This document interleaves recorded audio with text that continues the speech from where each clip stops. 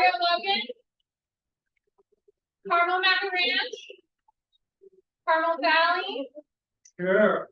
Encanto, City Heights, Claremont, College Area, Del Mar Mesa, downtown, Right. Eastern Area, here, Greater Golden Hill, Kearney Mesa, Kensington Talmadge, Here. La Jolla, Linda Vista, Here. Midway, Mira Mesa, Here. Mission Beach, Mission Valley, Here. Navajo, In the house. Normal Heights, Here. North Park, Present. Ocean Beach is here, Old Town, Otay Mesa, Otay Mesa Nestor, Pacific Beach, here, Peninsula, Here. Rancho Bernardo, here, Rancho Penasquitos, San Pasquale Hodges, San Isidro, Scripps Ranch, Here. Serra Mesa, Skyline Paradise Hills, Here. Southeastern, here, Tierra Santa, Torrey Hills, Torrey Pines, Here.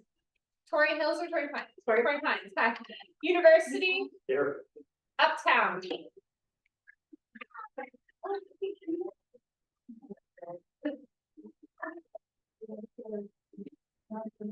Okay, we will take non-agenda public comment now. Everyone who wishes to speak will have 2 minutes.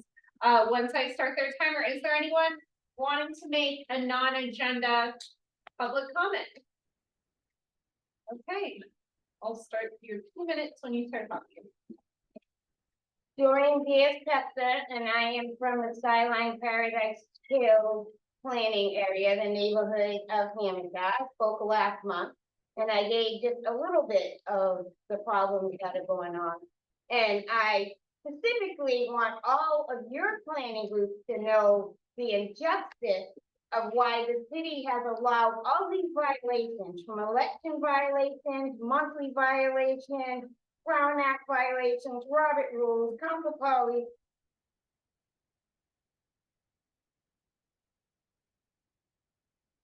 From the place.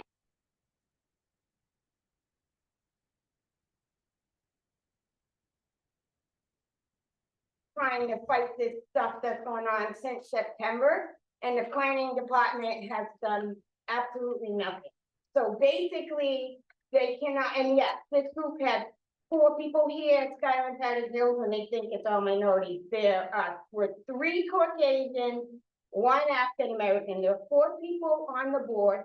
2 of them should not have been on the board because they've served over 20 years and never had a waiver. 20 years consecutive, 0 waiver. There was officially 1 member voting plus the chair when this group was approved in May of 2024, because 2 of them should not have been there. So did the city even verify the membership? I think 2 is less than 10, though I wasn't, a major in that, but I would assure that there should have been 10 when this group was recognized. So what is holding the city from going against Uptown or going against other groups, and then letting 1 group run amok, violate California Constitution and everything, not even give post notices outside the library? I have mailed photos to Marlon, and he called on the library, and they said, oh yeah, we posted it. It wasn't agenda, it was a flyer, not even an agenda. Anyone else seeking to make non-agenda public comment? 2 minutes. Okay, wonderful. We'll move on to minutes. Does anyone have any changes to the minutes? Anyone reported missing that was here? Okay, do I have a motion to approve the minutes? Thank you, North Parko, second. Thanks. Thanks, Bob. Downtown. Okay, I'll go through the roll call. If you came in late and I skipped you, let me know. Carmel Valley, approve the minutes. Yes. Downtown, Yes. Eastern area, Yes. Kensington Talmadge, Yes. Linda Vista, Yes. Mira Mesa, Yes. Mission Valley, Yes. Navajo, Yes. Normal Heights, Yes. North Park, Yes. Ocean Beach is a yes, Pacific Beach. Approve the minutes, Marcella? Yeah. Peninsula, Abstain. okay. Rancho Bernardo, Yes. Rancho Penasquitos, Approved. thank you. Scripps Ranch, Yes. Skyline Paradise Hills, Yes. minutes, Southeastern, Yes. Torrey Pines, Yes. University. Yes. Did I miss anyone that came in late? Hey, Kevin, Lee. Oh, I'll see you. Golden Hill, okay, thank you. And you approve or you abstain? Yes. Approved. Oh, thank you. You were, okay. Thank you. Okay, moving on to item 1, while how long is it? It could take forever, okay. Yeah, well, we have the Urban Land Institute here to tell us, about the.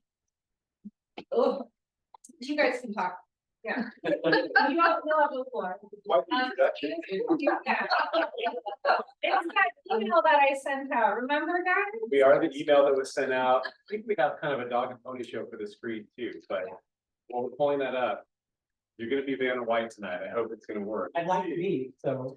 Okay. Well, we're working on that.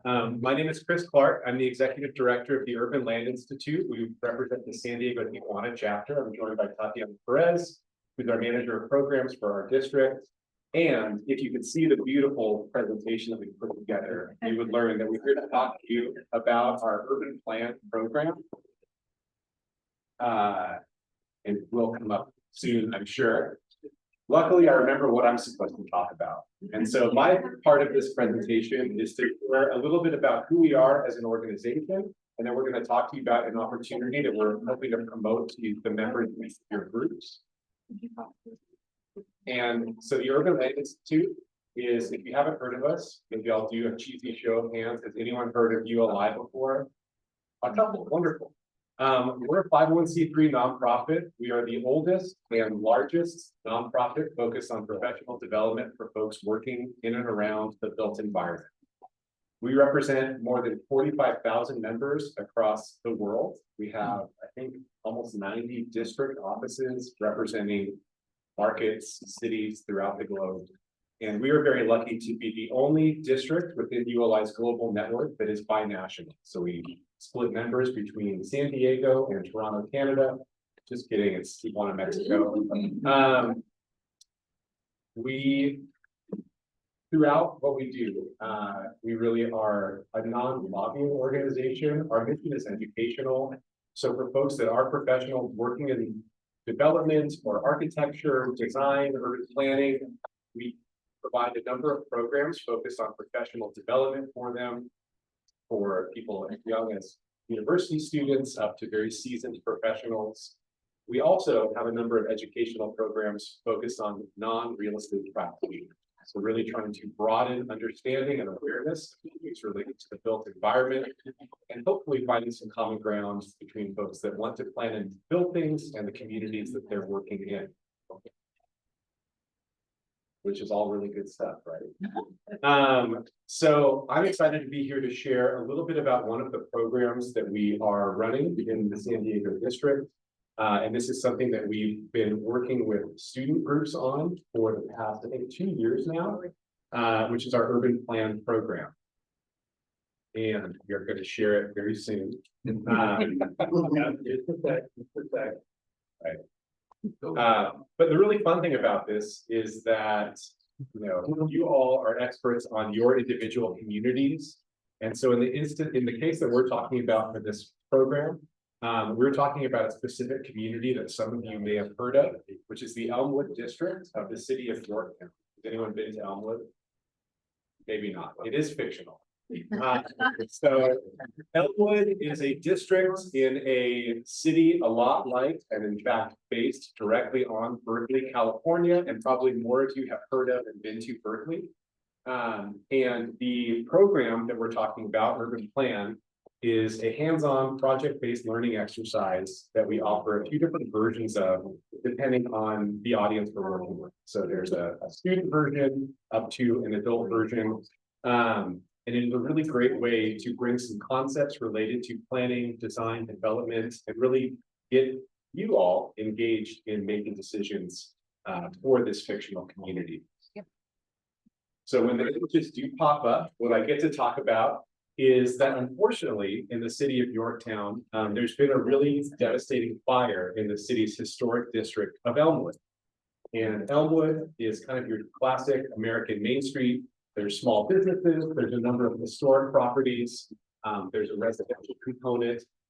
And the City Council of Yorktown has issued an RFP asking development companies to submit ideas for how to restore, to redevelop, and reimagine what this community should be for the next generation. The exercise of urban plan puts our participants, which would be you all, in the shoes of those development. So my stage time is really struggling here, but it's a really fun exercise. And so what we were hoping to share tonight was an opportunity that we're organizing for this summer, which is a free workshop format for you and the members of your groups to participate, take this workshop with us, and engage in this program, which provides a really great background on issues related to development, and allows you to kind of play a fun and engaging hands-on exercise to think through some of the trade-offs inherent in making a planning or development decision, which I'm sure many of you are already familiar with. How do we sign up for planning group? I'm so glad you asked. So From your phone. there is a handy dandy QR code in this presentation, believe it or not. Could we ever be able to get it? Yeah, hey, for that. It's in my bag, yeah. Yeah, it's just like stuck in there. Go to one of our sponsors. Yeah, so what we're basically bringing tonight is we'll share a little bit about the workshop. The opportunity though is we organize this program as a single day workshop. We have, as I mentioned, a student track and an adult track. It is an opportunity we're looking to organize for this July, and our goal is really to get representatives from throughout the city's planning group community to come participate. Based on the capacity of our program and our materials, we're looking to organize about a 35 to 40 person workshop, which would be, a few representatives from each group. Again, there is no cost to participate in this. We promise it actually is very fun. And that's kind of our basic guidance. So when we get this pulled up, we'll share what the program looks like in practice. There's lots of pretty pictures.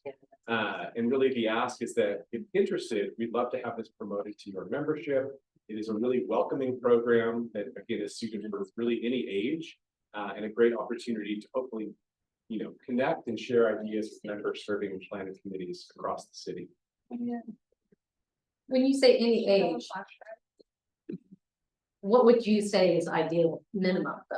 Yeah, so there's different versions. We have actually brought this program to students as young as middle school, which is not how it's intended. And so generally the student version, we work with high school students who've taken either a government or an economics class.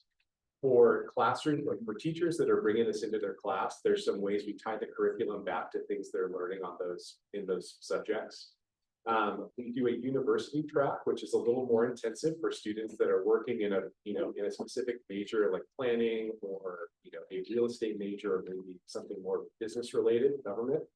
And the adult community member program, we kind of combine everything because you guys probably know a little bit more than college students. And so that is a bit more of a robust program, still really fun. It looks and feels and really plays a lot like a board game. But it is a really great way, again, to exchange ideas. And for each of you, being a team to find ways to collaborate together, it creates a real sense of camaraderie as you navigate the trade-offs inherent in coming up with a singular vision for this neighborhood district we're asking you to redevelop. Do you have anything in writing that share that? I do, yes. We have a webpage and I'll share that once this is up. We have a lot of materials about what the workshop entails. It does take a good chunk of a day. But it's again, like a really fun opportunity. Yeah. So you mentioned that we're rebuilding a town. Yeah. As there was fire. So that means that this town has a population. It's true. They had infrastructure, which is already public transportation, right? We had sewers, pipes, everything already, so it was just a matter of building, like, buildings, Yeah, so it is simplified. You know, there's only so much we can do in a single afternoon before people want to kill us and get out. So, hey, here we go. Okay, pretend I didn't say any of that. We're gonna just start over. But this is what urban plan looks like. Here's what I was supposed to say. ULI, that's us. We can click through this one. Thank you, guys. This is a bit about us.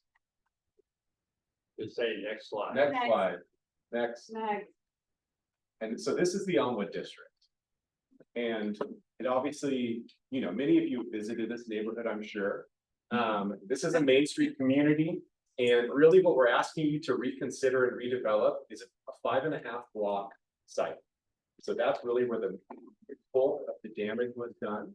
You'll see represented in this photo of the neighborhood, these kind of brown buildings obviously are the historic structures. And so as the development team, each of you gets to make some decisions about what happens to those historic structures. Are you going to preserve those sites? Are you going to demo them and put something new there, new and shiny? What, you know, programming will be considered for those? Currently, there are a few different uses going on there, including, I think, some classroom space for students, gallery space for artists. So as our master developers for this neighborhood, the decision is up to you about how we treat those buildings. You're stealing all my spiel. Next, please. So what he was saying is, urban plan is a hands-on experience. People take a deep dive into the real estate and commercial, like all of the land use issues, and learn to become better advocates for what they want to see in their community. So this happens through the board game. Here, next. As he mentioned, we do this with high schools, universities, communities, and public officials. Most recently, we actually did a training with the city planning department. So Marlon was participated in that. He can tell you all about it later. Probably he ended up getting us at the end of the day. But that's fine, I promise. Next. How it happens again. Participants get divvied up into teams of 5. Each one has a role listed there. And they form a company, and they're responding to the request for proposals that the city released after the fires in the district. So you're redeveloping this 5.5 blocks, and you come up with your vision, and you have to come up with the ideas of the buildings, what goes into the buildings, how is the experience walking down the streets, all of that to respond to that vision. Next. So each of these roles has certain goals and responsibilities. So aside from the goals that the team has, you also have to respond to these. So you become one of those people and you advocate for those things and make that match your vision and all of the other things you need to respond to. So I'm not going to read it all to you, but you can see it there. Next.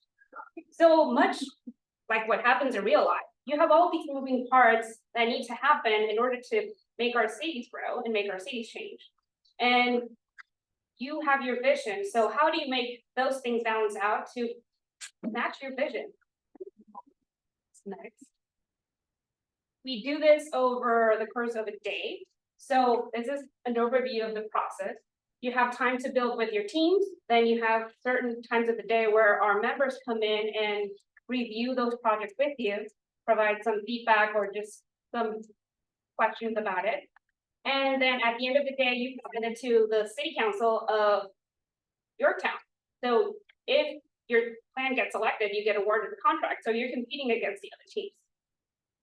And I can tell you that sometimes the crazy plans are the ones that win. You don't always have to meet all the goals, but obviously is encouraged. But that happens. If you know how to sell your proposal, that's the team that gets the award. So it happens during a 7-hour workshop. We can do, right now we have capacity for groups of 30 to 35 people. It has no cost, but we do require the participants to commit to the 7 hours and also prepare a little bit before we actually do the workshop. So you get assigned those roles, you would get materials for those roles before the workshop, you would get to read them. Like even if you're the neighborhood liaison, you get a lot of letters from the community. There's a 200-page handbook for this program, so you just see a portion of the map, but actually the UI thought about the whole city around it. And you can see that there's a university at the north, there are some industry development to the south, there's residential one of the sides, so it's all well thought out. And that's why we're here for. We wanted to invite you to participate in one of these workshops. We have one scheduled for July 19th, so it's a Saturday.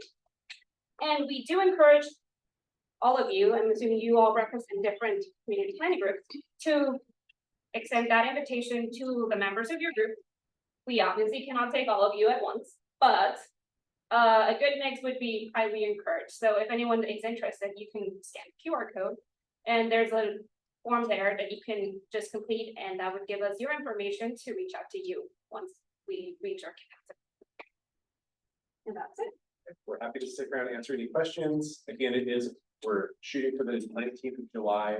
Our goal is to get representatives from throughout the city to come and take part.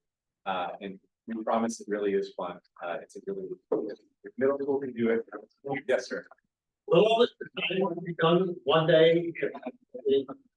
When we get together, that's it? Yes, Okay. it's a one-day thing. It's a one-day thing. If you do your maybe 30 minutes of homework the night before, you're golden. Yeah. Yeah, what's the deadline to sign up? June 6th.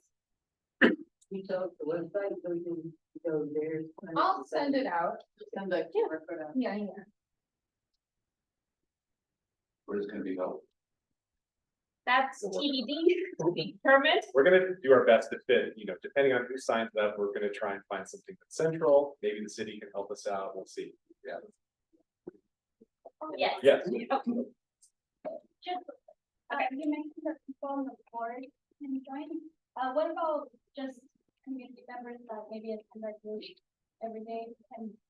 Yeah, it's open to everyone. We want to be mindful about the capacity again, but we do encourage a diverse group of people. Like, we don't want all of just a single group. If it's a variety, I think it's better. So, Yeah, and I guess that's a good point to note. The goal for this workshop over the summer is to represent the breadth of the city. If a specific community is interested in hosting a workshop, that's wonderful. We'd be more than happy to help you on. yes. You said, I thought I heard you say July 19th. Yeah. But the website says July Oh, 12th. 12. Yes. Okay. That was the Just wanna make second sure. option, yeah. Okay. By 12. Thank you very much. No problem. And you were What's the duration, you said it's in the. 7 hours, Or time? 9 to 4 p.m. Yeah. July 12th, 9 to 4, sorry about that. Yeah. Like 19. 12, sorry. 12. Can you spell the name of this organization? Because I can't see it. Do the QR. Yeah.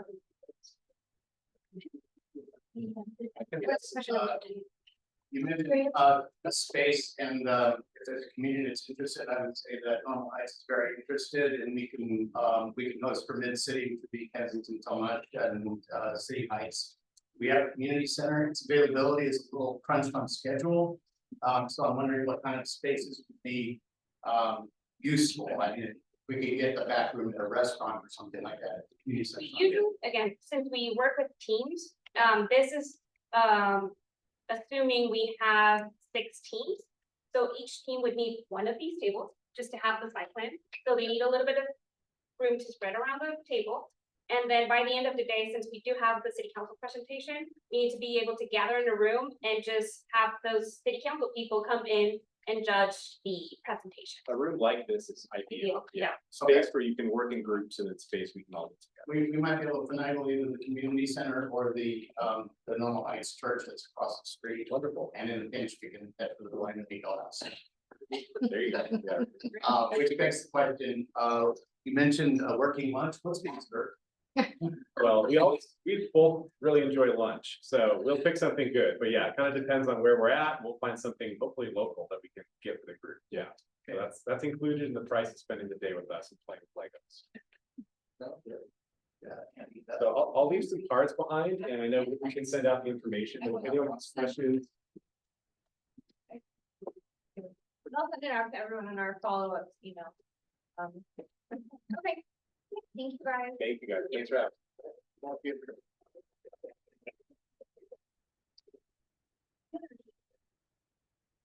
Okay, all right, something. So we do have to appoint a nomination committee for the executive board. Since I will not be serving on the executive board next year, I'm more than happy to facilitate that and be the nomination taker. Unless anyone has any objections to that. Okay, great. So I will email everyone and solicit nominations for, I'm gonna say, I'll put a deadline on it.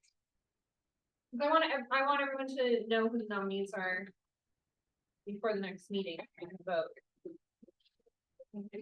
Yeah, so I'll solicit for nominees 2 weeks before the meeting, and then I'll send out to everyone the names that I got. Okay, great. Let's move right along then. We have the trash fee presentation.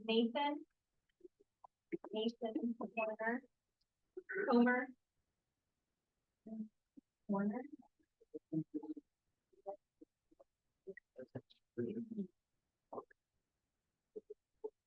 Now we need. Stephanie. This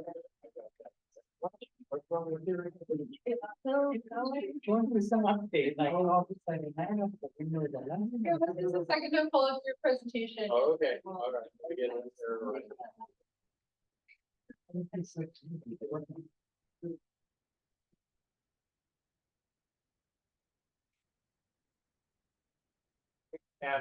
Oh, okay. There might have been that's a thing Nathan said. We did it up to finish it. Yeah. Okay. Yeah. Updated copy. Yeah. Yeah. Okay, And that's- Let me go ahead. It's one that they didn't copy. There's- Okay, copy is good.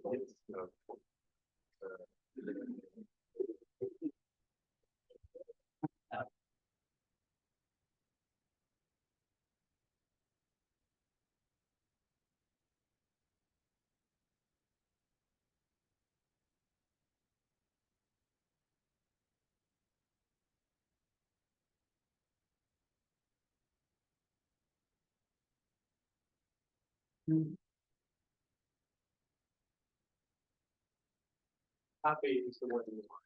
Okay, got it.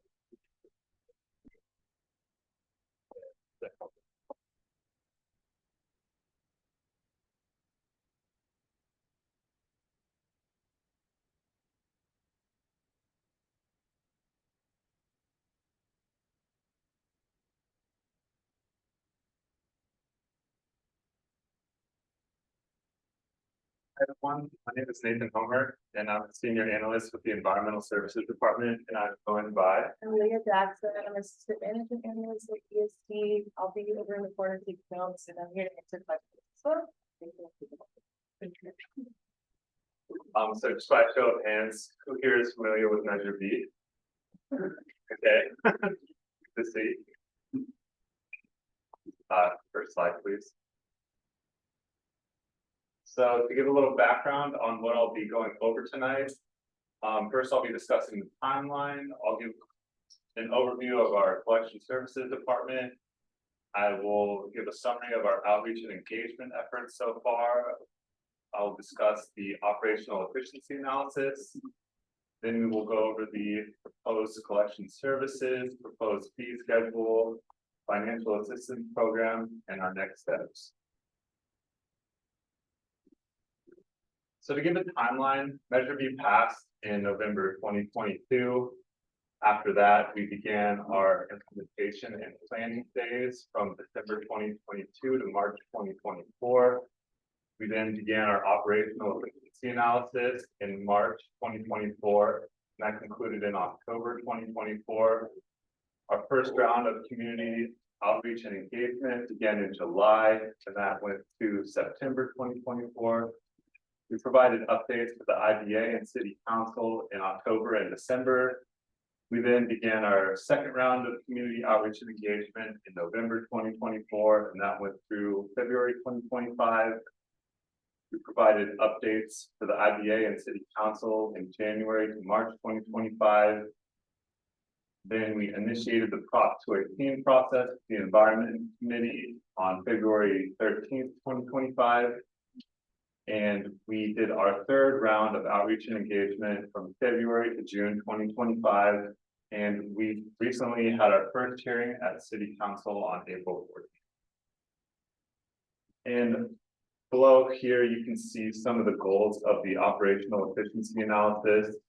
And those were to evaluate the city trash and recycling collection services, identify potential areas for enhancements, estimate the cost of services, develop a fee schedule, create a pilot portal for customer service level changes, and roll out the new program. Next slide, please. So to give an overview of our current services, we provide services since the early 1900s. We do weekly trash and organics collection and bi-weekly recycling collection. We have over 230,000 customers. We have over 200 drivers, and we have 148 gas-powered trucks. We do 35 million container lifts a year, around 300,000 tons of trash collected annually. We have over 150,000 tons of recycling and organics diverted from the landfill each year, and around 3,500 container transactions.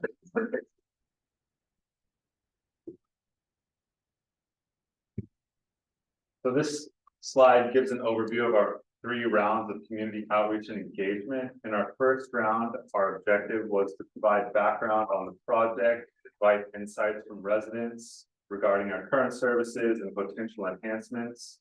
In the second round, we summarized what we heard in round 1 and reported it out back to residents, and we provided additional background. We shared potential cost implications, and we invited additional feedback. And in our third round of public outreach and engagement, we shared preliminary cost of service study results and a draft fee. We invited additional feedback, and we published our cost of service study and proposed fees for public review. So this slide gives a summary of all of our outreach and engagement efforts. We heard over 5,800 residents in person at our 64 community presentations, 30 open houses, 3 in each council district, 41 community events. We had over 2.3 million listens or views through our media efforts, which included 22,000 project website visitors, over 100 media stories, and 200,000 social media views. And some of the most frequently discussed issues we heard in those outreach and engagement efforts were that residents were interested in bulky item disposal. The bins were frequently being broken during our operations, and replacing the bins was expensive. So we took that advice, and some of the new themes we developed were a new container approach, because residents were expressing concerns with how often their containers are damaged. Convenient disposal of household hazardous waste program, which would be twice per year community drop-off events, as well as weekly recycling. Around 50% of survey participants expressed interest in weekly recycling. So that is one of the options we gathered. And also nearly 2/3 of survey respondents expressed interest in a bulky item pickup program. So this slide gives an overview of the operational efficiency analysis that the Environmental Services Department conducted. We did over 500 hours of on-site observations with our consultant. We had 87 staff members interviewed. We had 75 walkarounds at ESD's Miramar location, 26 inspections of our vehicles, 20 briefings with sanitation drivers, and 17 observations of fleet technicians working on our trucks, as well as a 3-day workshop with ESD and General Services. So the findings and recommendations that resulted from the operational efficiency study were that we need to rebalance our routes, which includes adjusting driver routes and assignments to reduce missed pickups. We need to modernize our fleet due to our aging trucks and maintain a minimum of 140 frontline trucks under 7 years old. We need to build a safety culture which prioritizes training, digitizes incident reporting, and reduces pressure that encourages unsafe practices. right size our staffing, upgrade our facilities, and leverage technology to have more efficient routes. And equip our drivers with tablets in their vehicles and digitize pre and post trip forms and tracking systems, as well as improve our communications with our drivers and internally. So what's proposed in the new program that ESD is proposing, starting in July 2025, safer, more consistent, reliable service, container repairs and replacement at no additional cost, a new portal for updating or selecting your services, and a fee based on container size and quantity of containers upon delivery of new containers. So that would be starting in July 2025, but starting in July 2027, we are proposing weekly recycling and bulky item pickup program. So these are the proposed monthly fees that are going to be sent out in the Proposition 218 mailers, which are going out this week. These are not necessarily the fees that will be adopted. These are just maximums of what the fees could be. And as you can see, the price is driven by the size of the black bin. So if you have 3 95-gallon bins for each material stream, the maximum that the rate could be would be 47. And if you have a 65-gallon black container, the maximum that the rate could be 42.88. And if you have a 35-gallon black container, the maximum the rate for that bundle would be 36.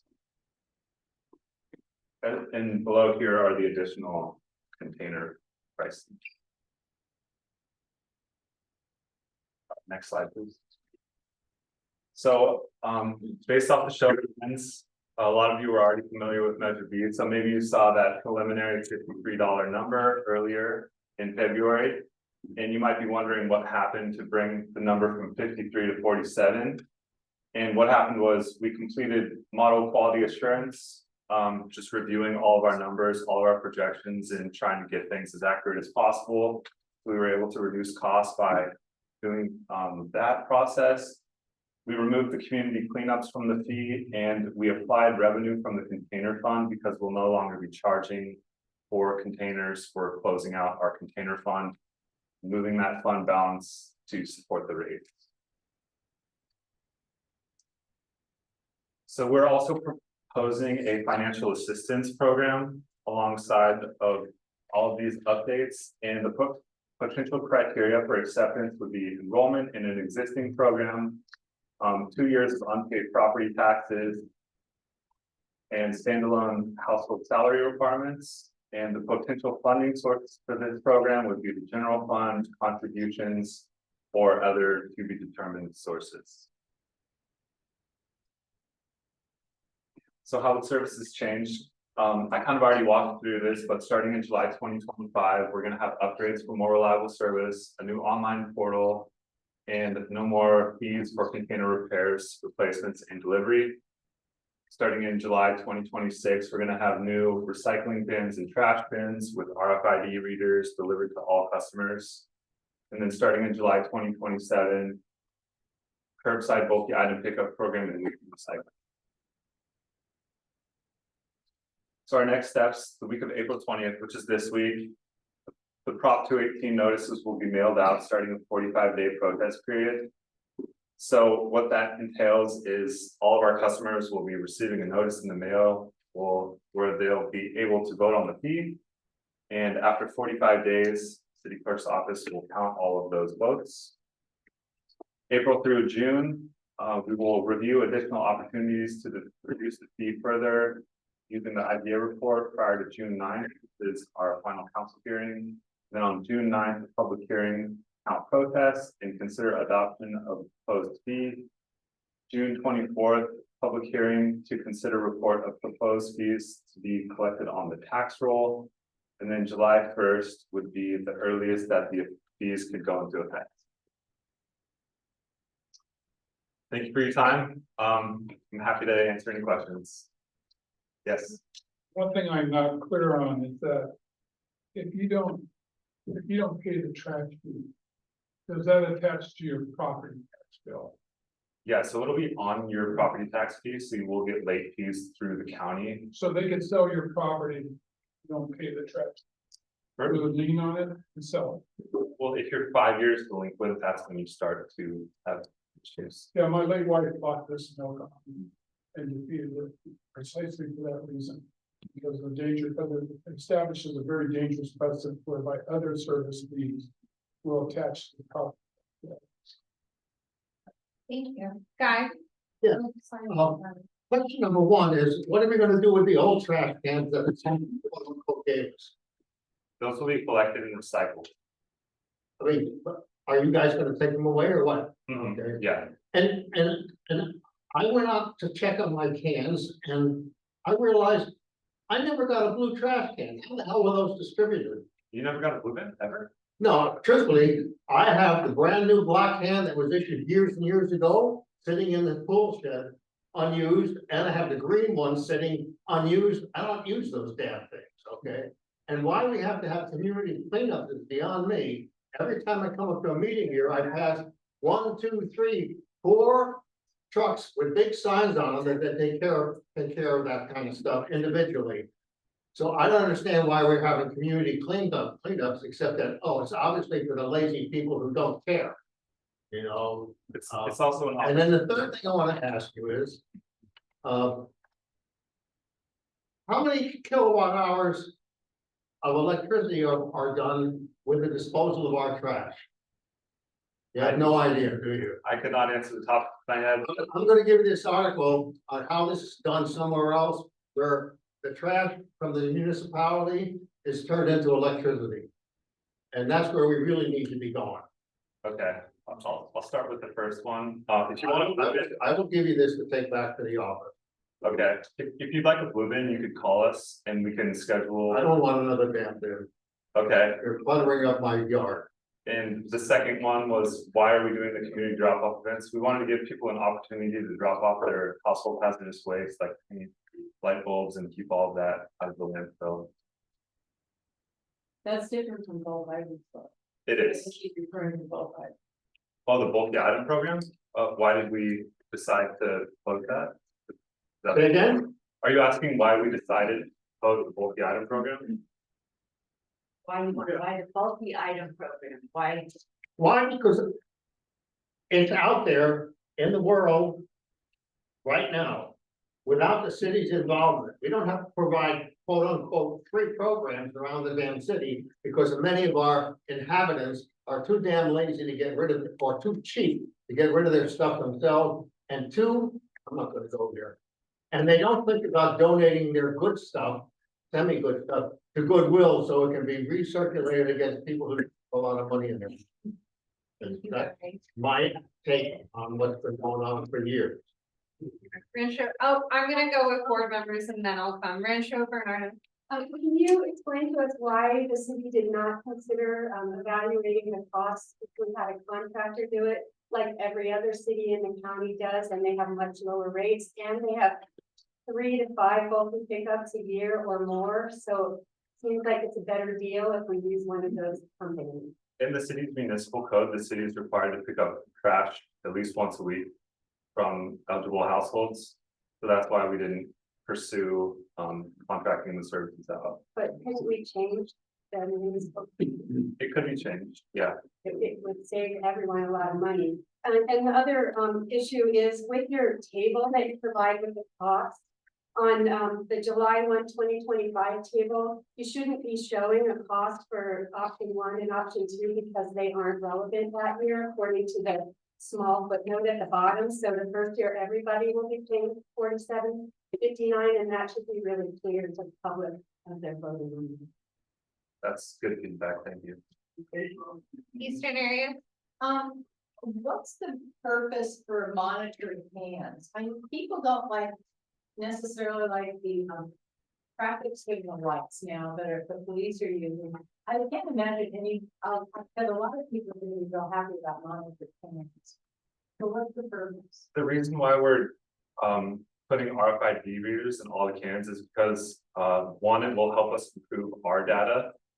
So we'll have good data on what was collected at what time from which household, where. It'll give us really accurate numbers so we can improve our performance. As well, if you're paying a fee and those bins belong to you. You wanna make sure those stay at your house. So it won't allow your neighbor to wheel your bin over to their house and use your bin. So it'll be, your bins will be tied to your property. And it will also give us better data on our operations, so we'll be able to. No. What kind of data are you interested in? Collection times, missed pickups. Anything related to the collecting of the bins, because currently we don't have data on that, so. We're just interested in improving our operation. Hey, thank you. I'm trying to go around so I get everyone. So Linda Vista. So to clarify, you're not interested in the content of the bin. Well, if there's hazardous things in there, we're definitely interested in that. Mission Beach. Okay, so bundle 3, that includes 1 black, 1 blue, 1 green. I can't read that from here. They all include all 3 material Okay, streams. so what is the additional cost if you want to have, say you wanted 3 black and 1 blue, 1 green? So the additional prices are below here. Okay, So if you want an additional bin, it would be this bundle price plus the additional prices. But like I mentioned before, these aren't final fees. These are just the maximum that could be charged, and this is what it's going to be on the mailers. But the actual rates could be lower when we go back to council in June. or could it be higher? No, so they can't go higher. Scripps Ranch. No, I just kind of jumped in. So you have about 233,000 accounts, is that right? That's right. And you have to get all those existing bins off the street, right? Because you want to monitor each bin pickup, right? So let's just say every customer has 2 bins. So what's the approximate price, the value of two new bins for each of the 233,000 people? I don't have that. Are they $100 a piece, let's say? I'd be happy to follow up with you. I don't have that. That's a lot of money, I think. So that's a lot of millions of dollars just to replace our trash cans. And that's a big number for me. Because I don't think it's necessary. Scripps Ranch. Okay, a couple criticisms, but just, and questions. It's one, so a few of us, live right around Miramar, the base, MCAS.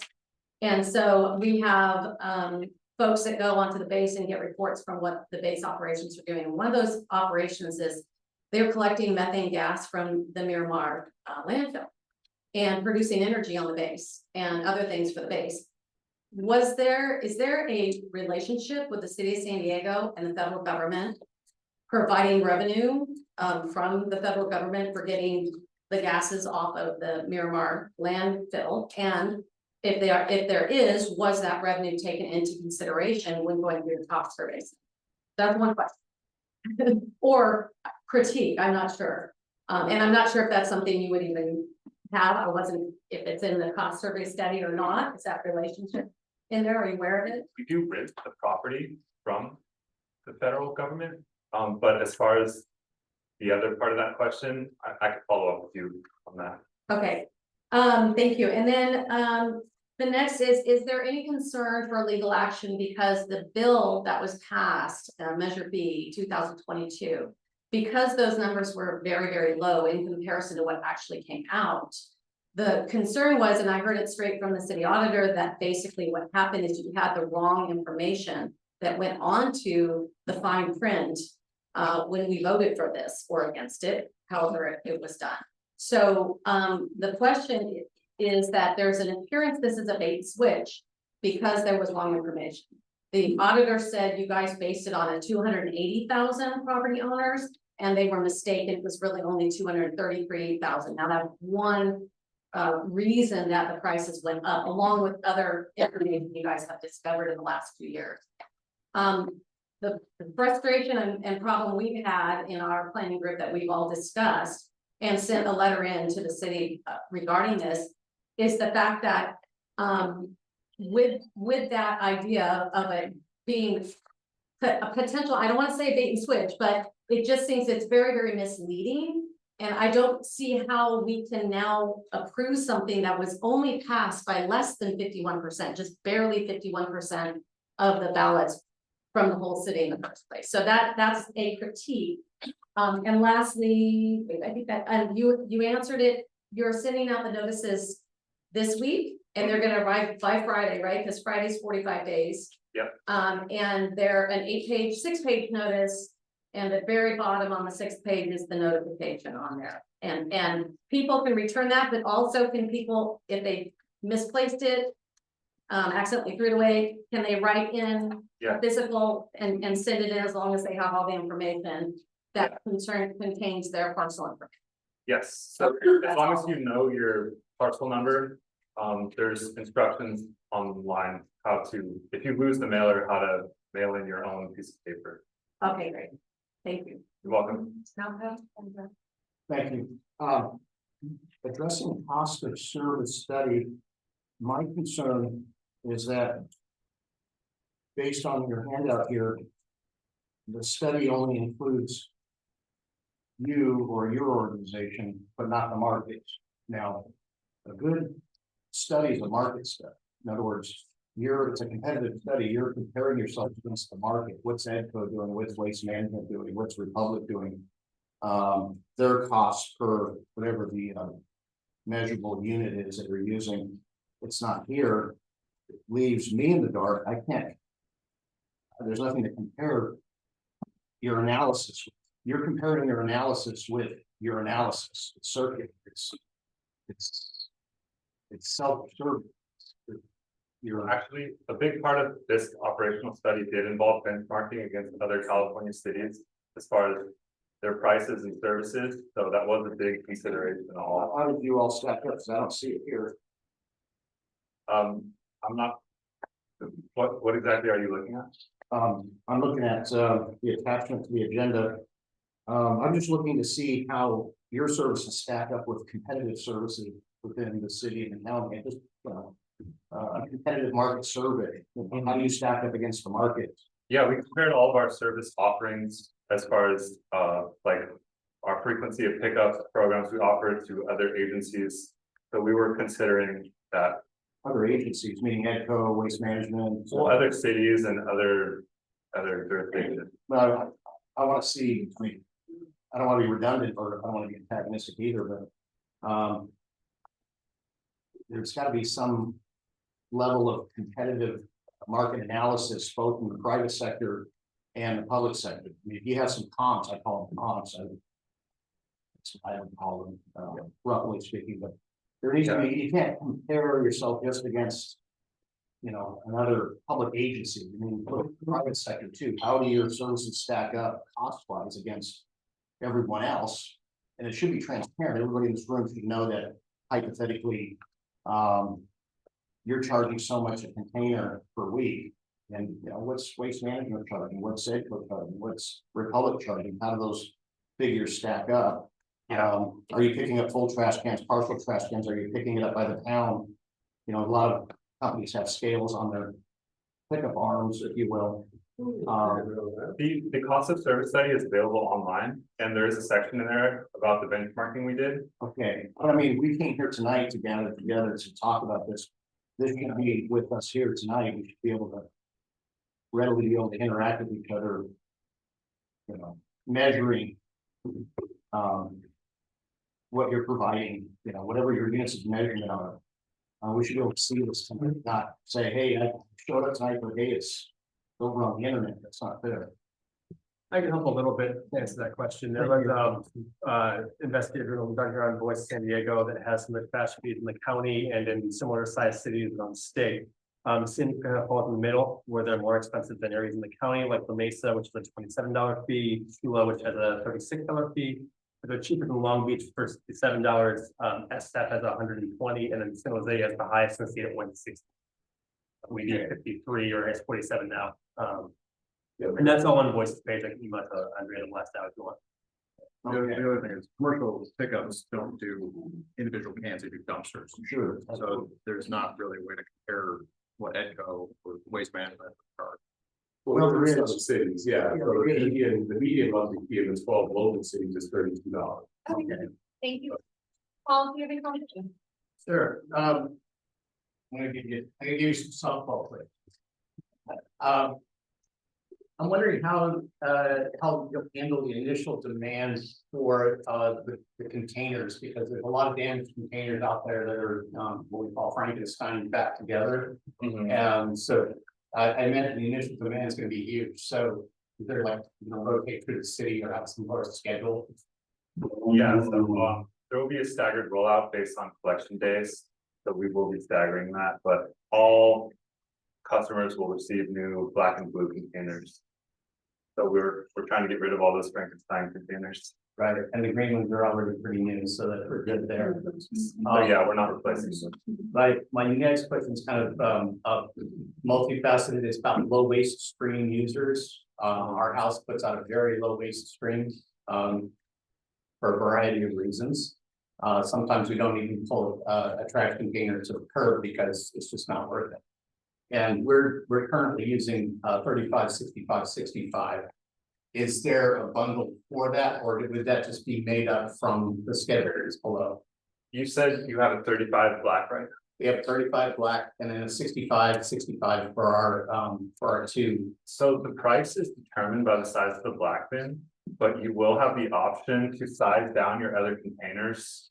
If you don't want containers that big because of size restraints or you just never need them. So you would be paying the $36 rate. If you had all three in 35, but we do offer that as an option. Okay, and then for those days that were skipped, I just want to say that some low waste stream users might skip days, and that'll skew your numbers if you're counting your arm moves. So sometimes it will breeze past our house because we just don't have any trash that week. The harder question I had is you chose this you have the AMI of 80% for the low income, but AMI for low income housing is 110%. Is there any reason that those two numbers were mismatched between trash and housing?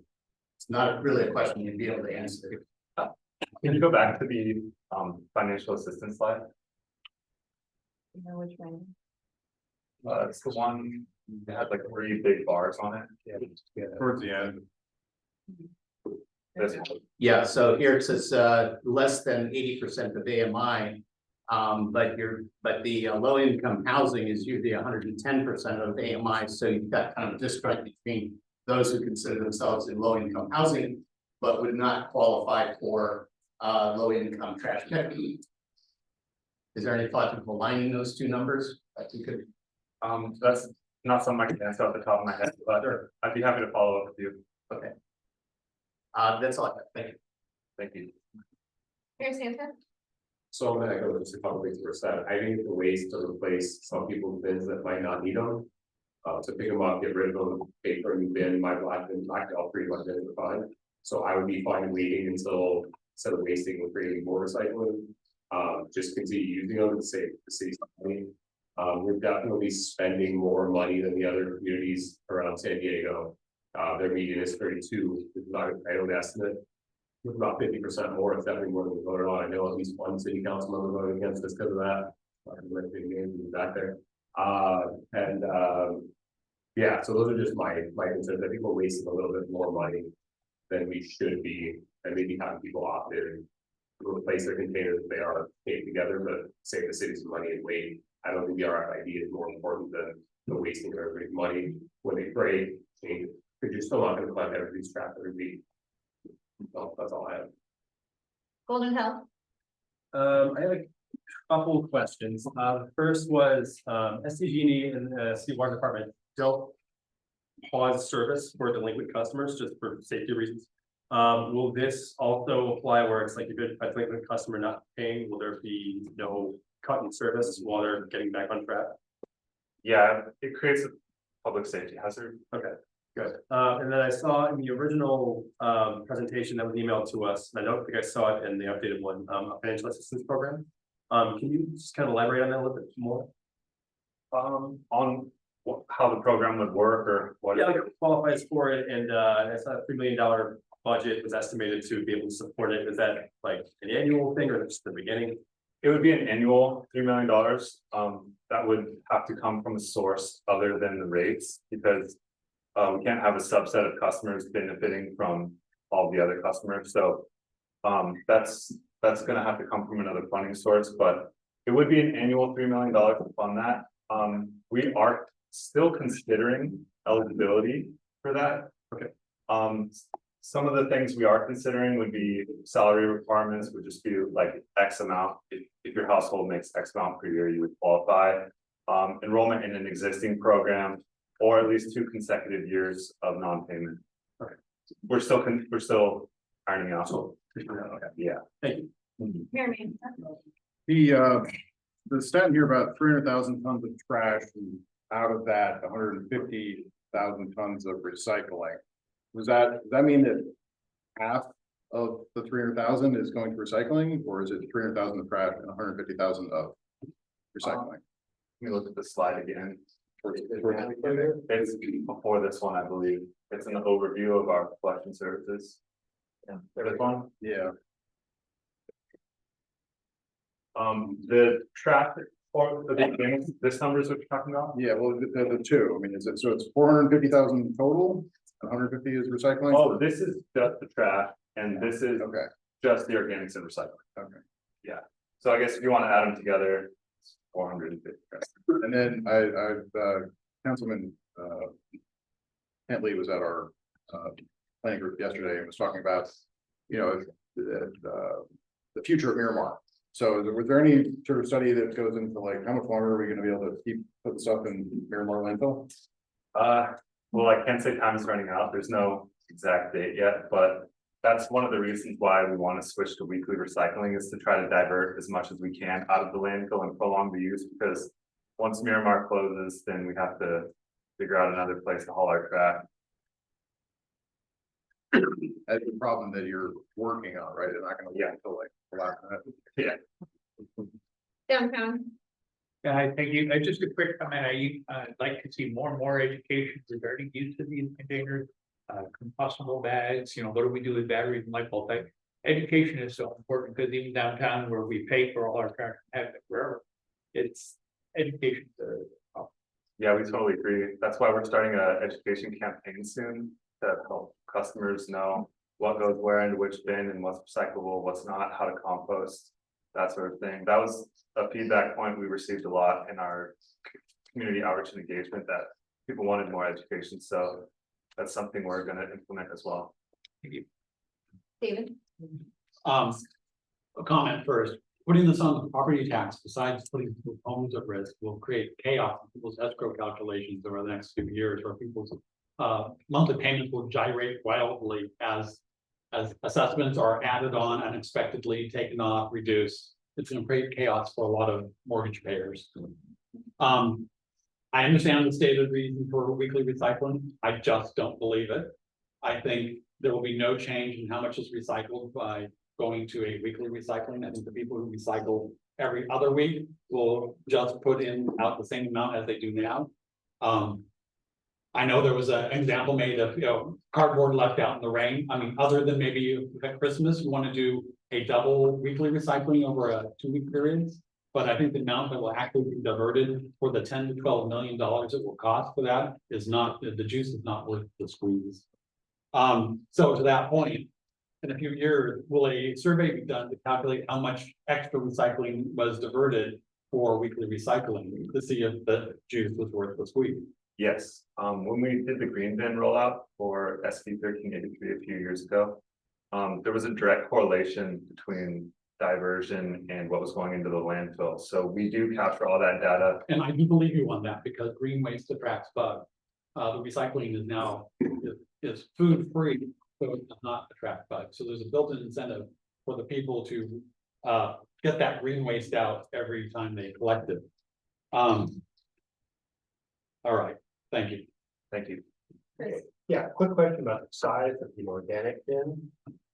When organic recycling was done in we're at a community in North UC that uses Republic to collect the trash, because we're not eligible for the city thing quite a while ago. Anyway, the organic bin we have is quite small.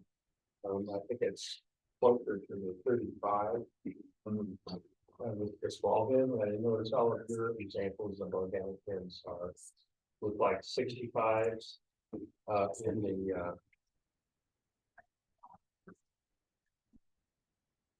in this thing. Yeah, Yeah, these all look like big organic bins. those ones are 95 in this picture. Okay, we have almost, we have very little organic goes out. Doesn't go into the trash either, because there's not very much. So, is there a choice for, under this for something other than, you know, Yeah. for others in the same situations, there's something other than 95? Yeah. I think I explained it in another question, but the price of the bundle is determined by your black bin, but you'll have the option to size down your other bins for size. Constraint issues, and you just don't need it. So there will be an option to get smaller bins if you don't have a lot of space or just don't need it. Okay, it just seemed the organic was way over. But what do I? So, I'm done. Thank you. Thank you. I too have a problem with this going on, the property tax bill, but probably not for the same reason as other people. You make your property tax out to the county, and there's no way for us to just send this directly to the city. It seems a very roundabout way for a service that's being directly provided by the city. We're gonna pay the county, and the county's gonna pay you. Yeah. 100% of what you pay. Well, there isn't an administrative for the county. Of course, yeah. So if there's any way for us to pay that directly to the city without the administrative fee, that would be fantastic. Well, I also just don't want to. the reason why we decided on that, tax roll billing was because of through our benchmarking activities, we talked to other agencies around the city, around the county and around the state. And, we contacted the city of San Jose because they use, tax roll billing for their trash services as well. And they had a billing center previously before they used tax roll billing. And when they switched to tax roll billing, they saved $3 million per year not having a billing department. And that directly goes into your rates. So by using tax roll billing, your rate is actually lower than it would be if we had a direct billing department. So it actually saves you money, and it has a higher compliance rate. Right, so there's no current billing department at the city? At the environmental services department, no, Okay, but for public. so it would have to be completely separate. Your water and storage. Yeah, water and sewer on a bill. I don't put it on a water bill. Can you do that? Thank you. Sorry, we have to go back around because I know I started with Peninsula, so Marcella, and then I promise I'll get to public comments. I've actually got all my questions. Okay, Rancho Penasitos, Yeah, no. North Park, I see your hand up, Lynn. Yeah, again, I want to hear about, so the prices aren't gonna be, the prices won't, they're already met from prices, so you replace the way. Sorry, They're already met, we're gonna be charged maximum rate when you replace the platform. Oh, for the first year, it will be this rate for black bins. Okay. Yeah. Thank you. Okay, so public comment. Yeah. I didn't get. Sorry, trade signs. You cut me off. Well, we are running out of town. So, cut Nathan, everyone first I want to thank you for coming. We're kind of tough crowd. So I have a large organic bin. Actually, I have two because I have a big yard and I have a lot of greenery that I keep. And I also like to put my food waste in there. I don't think that we should I don't care about having an RFID trash can. And I don't like it. The government is already spying on us too much. And I know that's kind of maybe a conspiracy thing for me, but, my bins are all in great shape, and I agree that until we need a new bin, we shouldn't have to, why charge more? And I also kind of don't agree with that. I will tell you, when we had the small, we had a choice, the small green bin. People will get the small one. That doesn't mean that they only have that much, because they started putting it in my bin. I love them. I said, go ahead. But I think that same thing will happen if a black bin, if you say you can get the small and you get charged less. Is it any harder to load it's not any harder for them to put it on a truck, right? I don't think people have amount of weight, but I have a big bin, so I'm gonna have a lot of garbage. I don't think that's how people work. I have a big bin and I don't have a lot of. And do the trucks need to be replaced all at the same time, or could that be done in phases? It's gonna be done in phases. We're not replacing all of them at once. Okay, because it seemed like they were gonna all be replaced at once. No, it's, we're gonna start a replacement schedule, so it's not gonna be like a one lump sum payment. So when we have, trash collection missed, now we call, isn't that enough of a record? That, why would we need the RFID so that have it? Well, the bins you're paying for will also be tied to your property, so, we'll have data on which bin is being used where, so. Say your bin ends up 2 blocks down, we'll know that that bin doesn't belong to that house. I thought they had numbers on them, like they identified the bin. Yeah, they have serial numbers, yeah. Yeah, and then, I saw some of this, I saw somebody sent me a cost thing, I don't, analysis of breakdown of the fees, I don't know where they got it. And there were several fees that initially were small, and then they had increased by like $1 million. And do you know what I'm talking about? No, No, sorry, okay, well, I think sometimes our city, not necessarily you or your department, but I think this is true of all the departments. Something like this, and for people, like they don't, what do you actually need and what do you want? Like when you make your budget, you have to think, what do I need, I have to get, and what do I want? They can be very dissimilar. And I think that in this case, a lot of people filled out that sheet, not taking into account, do I really need this or do I just want? Like, if this is gonna cost me, I'm sure everybody would like their recycling collected every week. But if you knew it was gonna cost you so much more from your property taxes, would you really want that? And I think that I probably have a lot more to say, but that's. Thank you. It has to be put though. Of mine, it has to do with the fees. Everything regarding this trash proposal has talked about fee. Every other city I've looked at, people are paying a bi-monthly fee and they're paying it with their water bill. And for this to be put on our property tax and have a $500, $600 payment for each of our property tax payments twice a year is not reasonable. Everything has said fee, and a fee and a tax are completely different. And I really think they need to rethink this and get it back to being a fee. And even the ballot said fee. And everything has said fee. And now all of a sudden, oh no, we put a tax on our property tax. So that's wrong. I really have a problem with it. it won't be lumped in with your property tax, it'll be a separate line. No, but it's only part, that's what I'm saying, it's a big amount, twice a year instead of, you're 47 or you're 57. Well, Or 140 every 2 months. I do need to get to public comment, so Felicity. So a lot has gone into this, thank you, and thank you for presenting the vision of your department.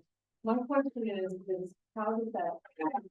If the protest vote is successful, where do we go from there? So nothing goes to council and no fee is adopted. And do the services change? Is any of this adopted? Nothing is adopted. Everything is staying status quo. The protest vote is successful. There's no change to your department services. All of this. Well, we would still be implementing some changes because we conducted the operational efficiency analysis and we found areas we need to work on. But as far as like the weekly recycling and bulk add and pickup program, those would be funded through rates, so those would be adopted.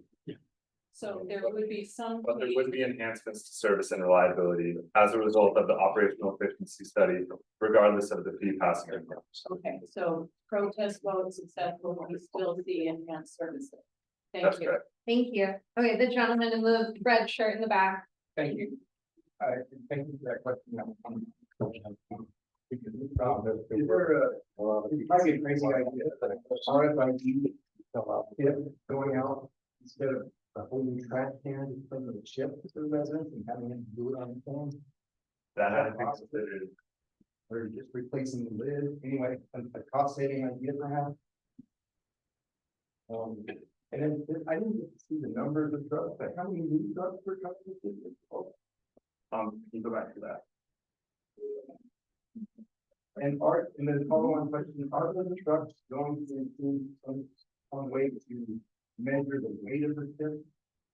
Now, how are we measuring achievement of our reduction goals without measuring how much we actually put in? That, the weighing happens at the landfill. So the truck is weighed before it goes into the landfill and then weighed afterwards. Then we know how much was deposited. But we're not getting the granularity of where we're figuring it out. Per customer, no. That's it. Thank Thank you. you. The woman in the yellow shirt. Yes. I have two questions that haven't been answered. One is, I paid $70 a few months ago, for my black trash can, and then I went up and got one to my neighbor. So your system currently, when you buy them, if it's 10 years old, you pay 70, and if it's 5 years old, you pay like 30, you know, based on years. So am I gonna get my $70 back? Because you guys are taking my can, that's one thing. The second thing is, we got an extra green can, no, an extra blue can, because, my husband loves he likes to recycle, but in big amounts, so we took an extra blue one just for Pepsi cans or whatever, that we never put on the street. So when you have people, you're gonna take cans and have them recycled when we're actually using cans, and some of us have baby cans that will never go out pretty much on the street, except for Christmas, like at Christmas I put out 2 blue. So we need to address that issue. We also have to address businesses versus homeowner occupied, like Lori Saldana said, for Verbo and Airbnb. Some people who own the businesses, so they're getting the benefit that we are actually paying. So I would appreciate that feedback. If it's an eligible household for services that an Airbnb is operating in, they would still have to pay for services. Meaning if it was a single family home or a lot with 4 units or less, they would still be required to have service. So even though it's an Airbnb and people are renting it out, the owner would still have to pay for the service. Well, we think if it's a business, they should have to, some of us should be a business. They shouldn't be getting, they should have to contract out. It's a business, it's not a homeowner. Under our definitions, they would be an eligible household. The woman with the sunblock. And the refund, sorry. We would be getting a new bin, but we wouldn't be able to refund the payment that you already made. Oh, you have the floor. So the city is in a budget deficit, we all know that. What is it going to cost the city to pick up the current bins, recycle them, and replace the 233,000? I don't have the number off the top of my head. Okay, then why not maybe grandfather the original bin, right? Grandfather the original bin, charge them at the lowest cost of fees, if this is something that's going to happen.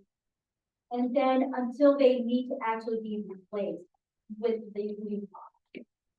I mean, if it has to happen, or if it does happen, rather than waste more money by the city, by having to replace them, by having to pick them up, recycle and replace 233,000 bins, and maybe just keep those bins with the original bins, keep them as grandfathered bins until they actually need to be replaced. If you want to charge those original bins,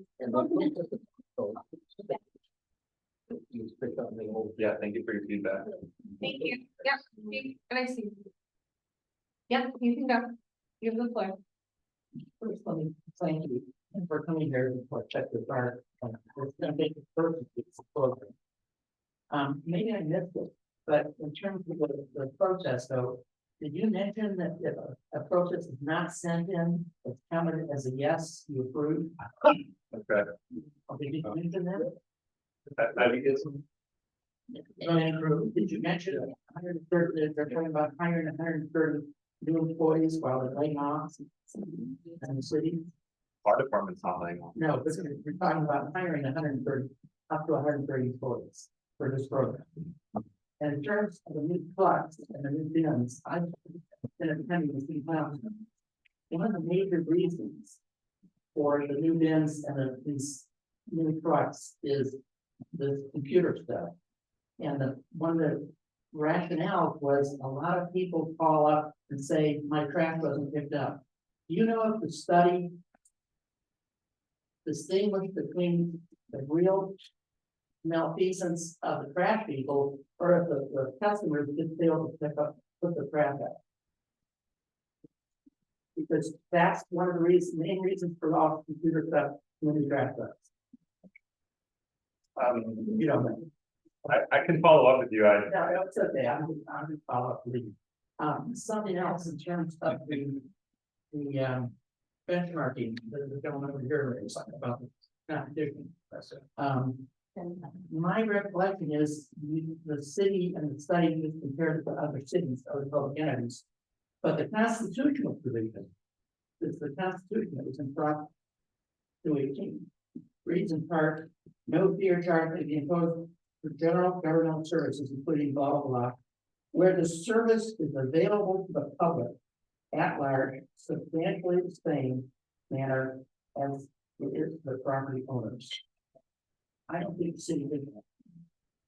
Thank you. One more question. No, I'm sorry, we're already over time on this item and there's a few more people and we gotta move on to ADUs. Yes, ma'am. No, I'm moving on. No, I'm moving on. Thank you. I have a question. If I'm not mistaken, the rollout of the green bins cost $15 million. I also think I understand that they were manufactured in Texas or something and trucked halfway across the country. So if you take $15 million and you multiply it by 3 with 1 blue and 1 black, you're now up to, and then you add in the almost 5 million for the study. You're 50 million in the hole before you even start. I happen to have 5 bins at my house. I don't know how I ended up with that. And 1 green, 2 blue, 2 black. They're in perfect condition. I have a problem with those going to be recycled when they're perfectly good. There has to be a way to come up with a plan to retrofit those. I mean, mine are perfect. If that's environmentally unfriendly. Okay, thank you. As he said, you guys should all be receiving your ballots. Is that the same? Yeah. Okay, ballots in the mail by Friday. Is there a way to contact you? Someone does it with you? Ballot by Friday? Yeah, we have a website for this project, greengreen.sd.org. We could also be emailed at trash@sandiego.gov. And I'm happy to give my personal email out if anyone would like to follow up. Okay, we're gonna move on to ADUs.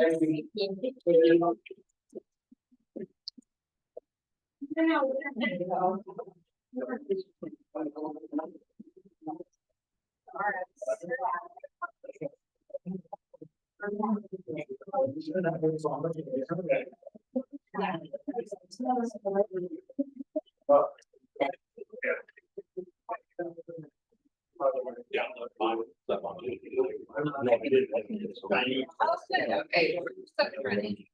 Oh.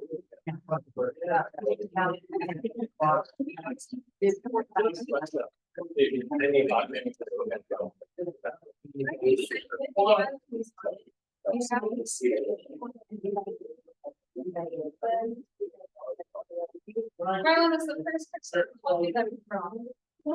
What? All right. Presenter, down there. I have your memory stick.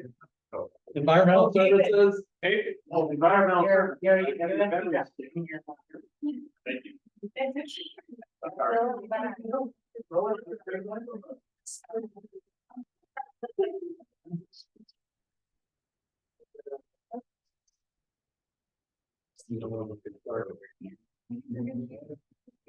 Okay. Walk us through. I'm gonna go fairly quickly because we're already behind schedule.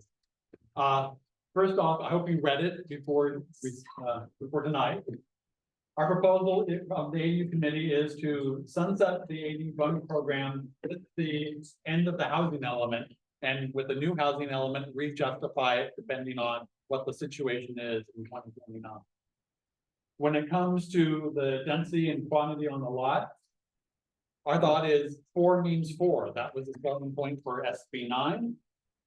4 is the dividing line between single family and multifamily for many HUD regulations. 4 divides city trash service from using the city service or contracting out on your own. 4 is under the coastal inclusionary regulation limit. And many financing regulations for financing properties differ from 4 to 5. 4 is a single family low density residential property, and 5 is usually viewed as a commercial rental proposition. For the lot size proposal of the city, we are still supporting what was proposed to relieve the pressure in Encanto, but we think our proposal is more comprehensive and maybe better. We support the city's proposal to exclude environmentally sensitive lands from the development of the FAR calculation. We are proposing that all RS zones, RS11 through RS114, be covered by this proposal, and that there is one size, one program for the entire city, for the entire residential zones of the city, inside and outside the SDA. For height, these bonus ADUs, ADUs generally have always been sold as the cute little granny flat, the bungalow court in the backyard. All of these beautiful pictures of things that we know that we can live with are low in height.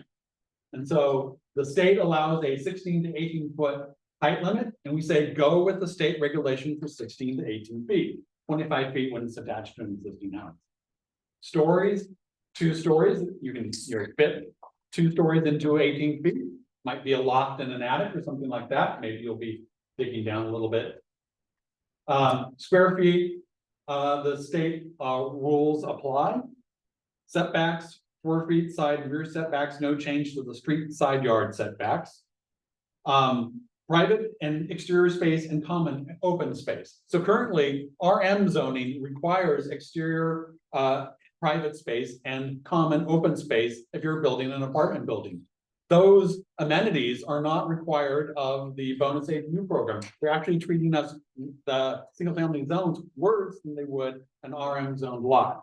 So if you're going to do 4 or fewer, do the private exterior space that's required by current city code. If you're going to do more than 4, do the common open space required for apartment buildings of that size. Parking regulation. Support a recommendation for 1 parking space per unit outside of the half-mile state standards for parking. And also, because we believe that the state standard only applies to the state mandated ADUs, that the bonus ADU could require a parking space if it's within the half-mile limit.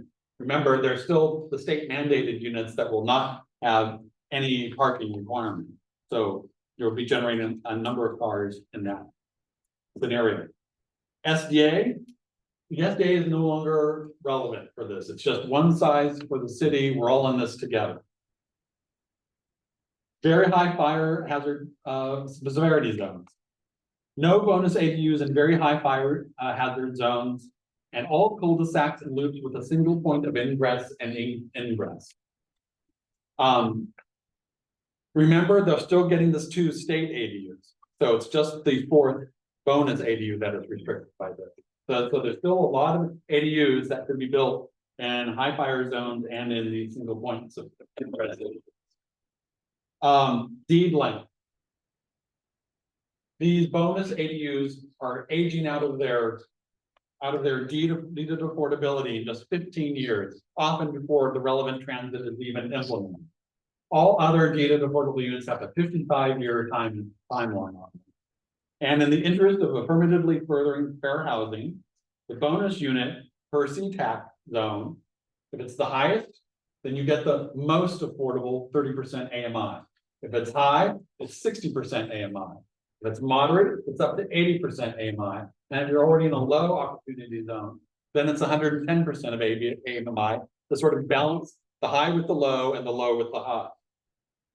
Short-term vacation rentals. Bonus ADUs should not be an excuse to further the short-term vacation rental industry. It was implemented to provide housing, and the rule is to not allow a parcel with any bonus ADU to rent out any unit, including the primary house, for less than 31 days. What you can see is they can build an ADU, move into the ADU, and then rent out the house as in a short-term vacation rental, and there's no net increase in housing. If we have a housing crisis, bonus ADUs should be for housing. Individual sale, we support staff and proposal, and there's a state law that's coming. Diffs, in the end, we decided, I think the city needs to sort out their diff issue. It's well, fewer bonus ADUs that are given away diffless, the less significant the diff issue becomes overall. So that is the proposal for the RS zones. I'd like to discuss this before we move into the RM zone. The RM zones are a nightmare. We'll just start with public comment and then we'll go to board comment, and I am going to time everyone, so when you hear the alarm go off, wrap it up. Thank you, the gentleman in the red shirt in the back. I like it, Paul, thank you. David, but thank you, lady with the sunglasses. So RS zone, if it's residential, 4 units or less, right? And if it's more than 4 units, then it falls into commercial. Is there an opportunity here if it falls over past 4, ADUs or 4, buildings on a lot, right? More than 4, could it possibly maybe be rezoned because of this? Would it make it easier for a possible rezoning into commercial because of this bonus program? And if so, could they get away then from the vacation rentals and then convert them into mini boutique hotels? What's the rezoning process? Rezoning process involves approval by the city council, which would probably be very ineffective or inefficient for the people trying to get what they want to do, because it's a more time and more higher level of process. So you're gonna have to go to planning commission, you're gonna have to go to city council to get that approved. So it's probably unlikely they would pursue a rezone. But does it trigger though a potential rezoning to commercial because of more ADU type of bonus units on one lot? No, it doesn't trigger a rezone. Rezone is the applicant or the property owner would have to request to do that. Would they be able to? Anyone can propose a rezone on the property. Even more because it's more than 4 units, more than 4 ADUs on one lot. Right, but the whole process of these regulations is not to burden the person trying to do this. So that's why a lot of people are suggesting this process is a lot easier to do that. So if you're adding a rezone, you're adding more time and effort and approval. Any other public comments? Yes, Jeff. Yeah, so obviously there's a lot here, generally very supportive of this, so thank you for doing all this work. The things that I think, just to emphasize a few, getting the form pieces right, which are making sure we get the setbacks back on all properties, not just the ones over 16 feet.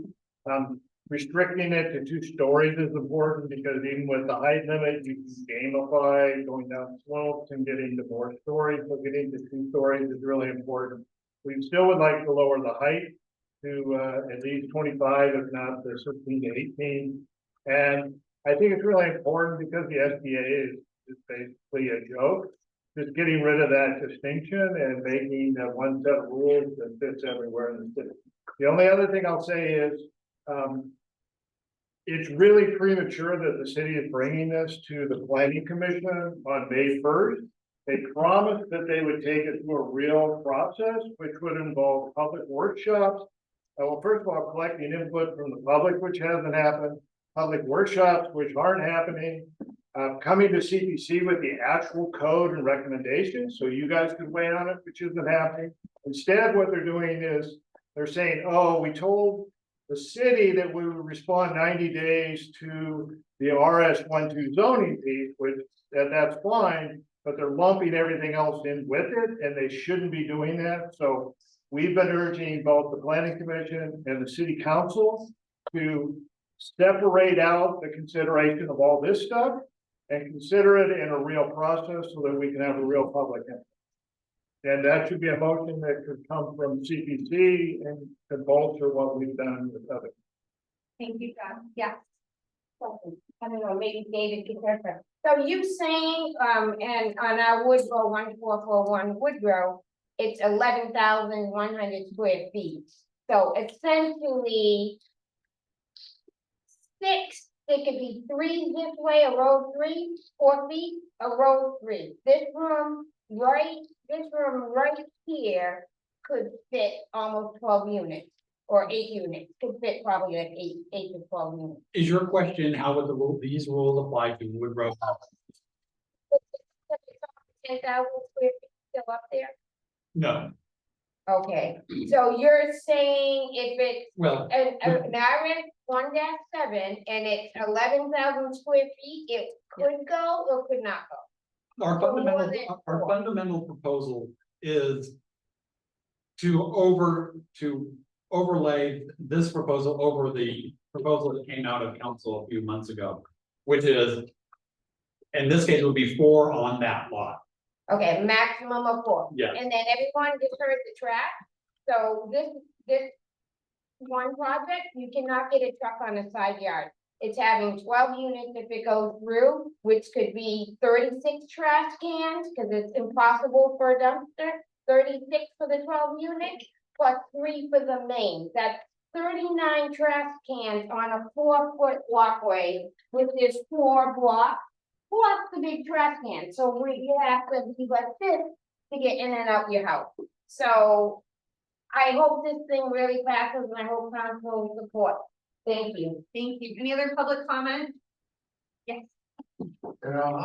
I don't know about the particulars, but I'm really concerned that there is probably some conflict between the new fire regulations, especially in the high fire zones, and the clearances that are going to be proposed for the building between these buildings. And it's going to be an extremely high fire hazard to have these go high fire hazard. I'm very concerned that there hasn't been even by the state looking at these proposals compared to the new fire regulations proposed.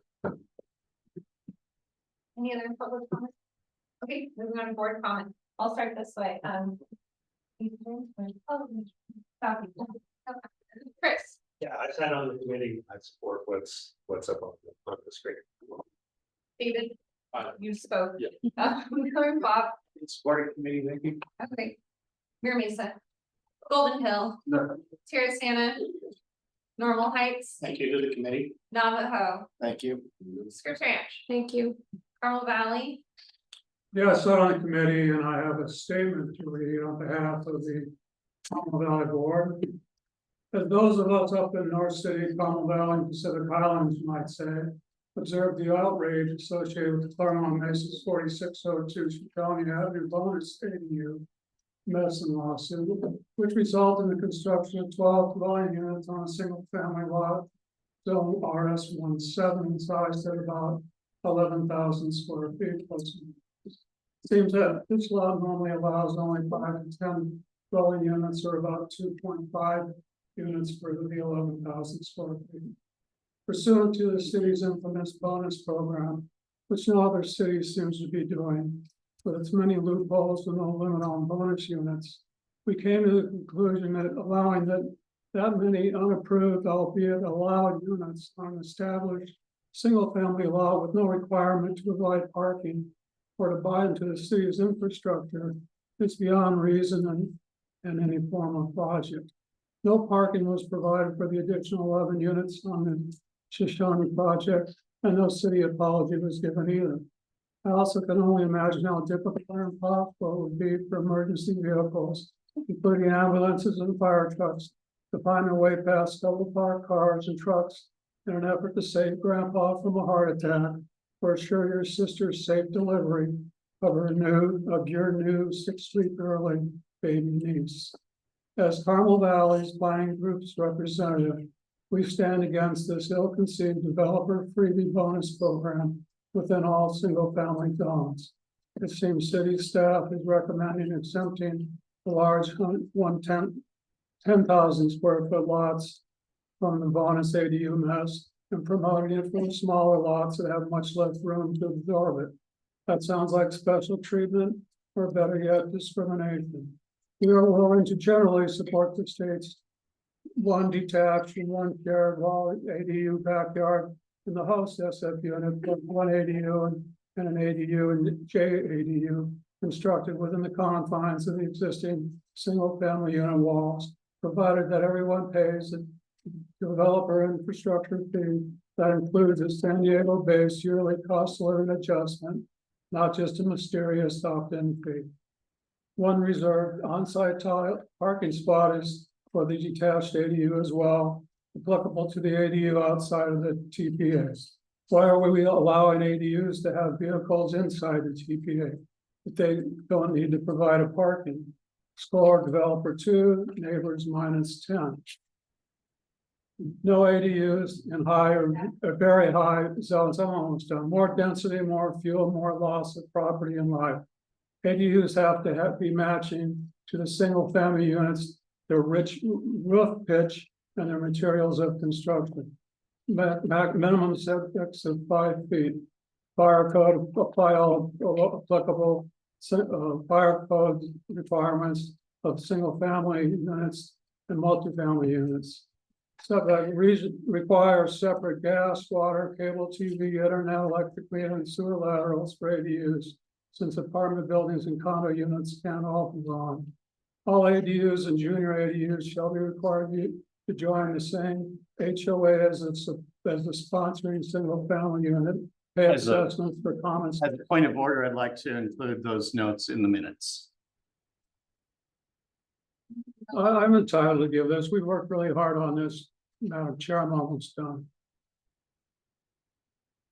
The allowance of ADUs and JADUs within a zone, single family and master plan neighborhood overwhelms the plan and current infrastructure, parking, police, and fire protection, and the HOA maintenance obligations of these groups, and they have now in place, working to save and protect the hosting neighborhood. To not insist on new growth paying for their new and increased impacts on these developed and established neighborhoods is incomprehensible, irresponsible, and illegal, as payments for such was required of the existing single-family units, but now not for the politically motivated ADU unit. The market determines where, when, and how many ADUs get constructed, just like where grocery stores and restaurants get built and operated. Stacking the deck against such already carefully zoned, marginally protected, and infrastructure capable single-family neighborhoods will compromise the quality of life, lower their property values, and further threaten their personal safety by diluting the city's ability to protect us from crime and wildfires. This program will be putting neighborhood against neighbor, and we'll all witness a sharp reduction in property values and an increased exodus from this great city we once called San Diego. The group that caused all this will not live here anymore, but will have made their way on the backs of others on to Sacramento and perhaps Washington, D.C. Thank you. No comment. Thank you to the committee. So real quick, I worked on the committee. I wholeheartedly support the one bonus affordable unit. The fact that we're seeking a 55-year seedling. I also really like the opportunity zone configuration and the prohibition of vacation rentals. I think it's very important. And the parking, if I didn't mention that already. The only comment I have is that I think if we could be required, even in 500 square feet, you're getting 2 people, 3 people. And that's big impact when you're having 3 more units on a lot. You can have up to 12 new people. We need give things. So that's my own. Thank you, Bernardo. Thank you to the committee for all the hard work. I have nothing new to add. Thank you. You guys did a great job. Skyline Paris, so Yeah, I'd just like to remind everybody in this city and the state that not everybody can live in San Diego or in California. And we have plenty of land in the United States of America for them to move to. They can go to Iowa, they can go to Tennessee, they can go any damn place they want, but there's no reason for us to provide housing for them, period. That's it.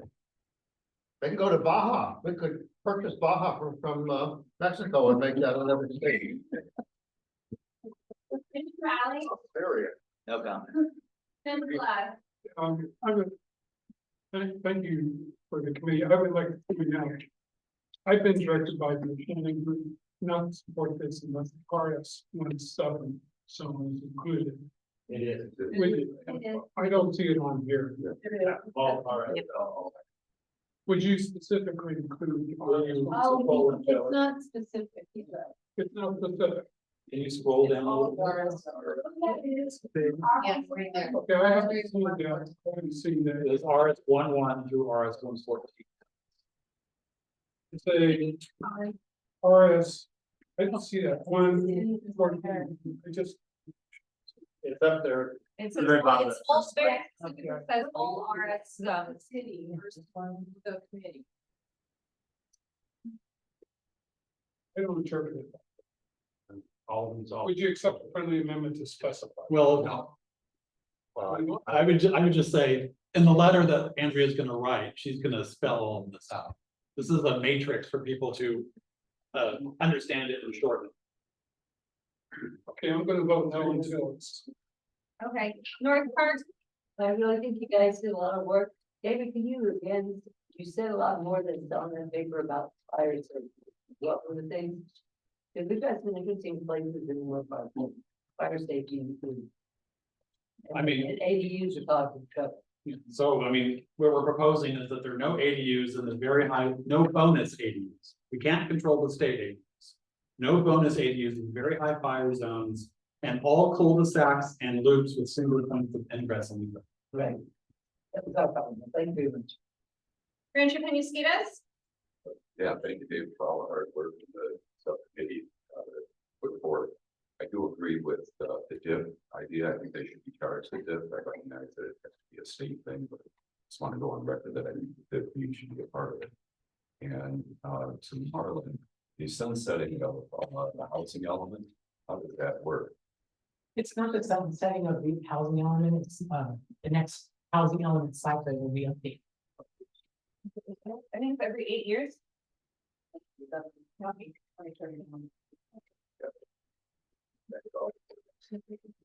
Marcella, Pacific Beach. Yeah, I just part of the committee. I just want to thank David and Andrea, Chris, Paul, and Felicity, because it restored my faith in what local government and what local leaders can do, because it was incredibly insightful. People were careful, people were thoughtful, and they really we took 3 meetings. It ended up being 8 hours total. You know, there was a lot of time and energy put into this. And, you know, I was watching I don't know if you all know, but probably SB 79 is passed through committee. And there was a comment there calling local people or leaders, and I hate to say it, but the word was evil. And you know, that kind of rhetoric is not what we're about. And I was just my faith was restored, and the people are careful and thoughtful. And I really appreciated working with it. So I felt Okay, do I then have a motion to approve the RS table? For choices? Thank you, Felicity, Linda Vista, with a second from Chris. Okay, wonderful. Any discussion on the motion? Okay. I'm gonna go through and call the roll. I think I got everyone, even the latecomers here, but let me know if I skip you. Carmel Valley, No. downtown, Yes. eastern area? Yes. Greater Golden Hill, Yes. Kensington Talmadge. Yes. Linda Vista. Yeah. Mira Mesa, Yep. Mission Beach. Yeah. Mission Valley, Yes. Navajo, Yes. Normal Heights, Yes. North Park, Yes. Ocean Beach is a yes. Pacific Beach. Yeah. Peninsula, No. Rancho Bernardo. Yes. Rancho Penasquitos. Yes. Scripps Ranch. Yes. Skyline Paradise Hills, Yes. Southeastern. Yes. Tierra Santa, Yes. Torrey Pines. Yes. University. Yes. Did I miss anyone that came in late? I got everyone. Okay, great. So we had 2 no's and the rest yeses. How many did we have to it? Really? Wow.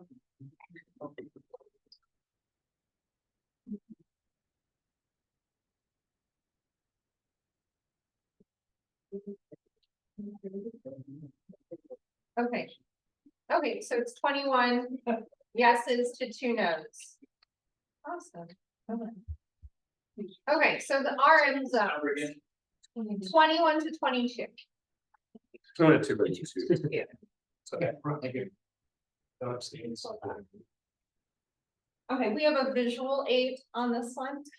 So we, Let me go through the matrix first, and then we'll go to the Okay. visual aid. The matrix is not on that document. Oh, but it says ADUR matrix. Did I read it? Maybe I did.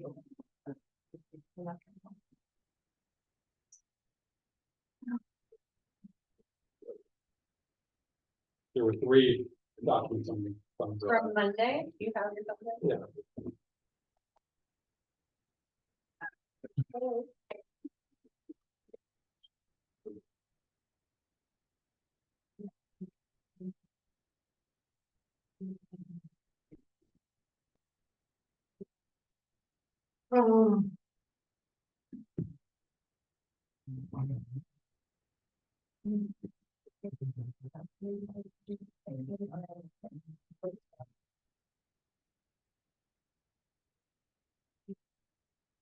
All right, so, we struggled, when it came to figuring out the best way to deal with quantity per lot, and so we have a proposal that we'll discuss after this.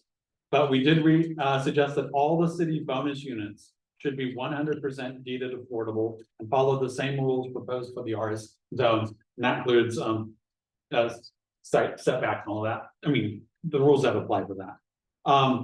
The thing to remember is that the state has changed the law on bonus ADUs in RM zones, where you can have the bottom limit is 2, and you can have one ADU per every existing unit that's on the lot.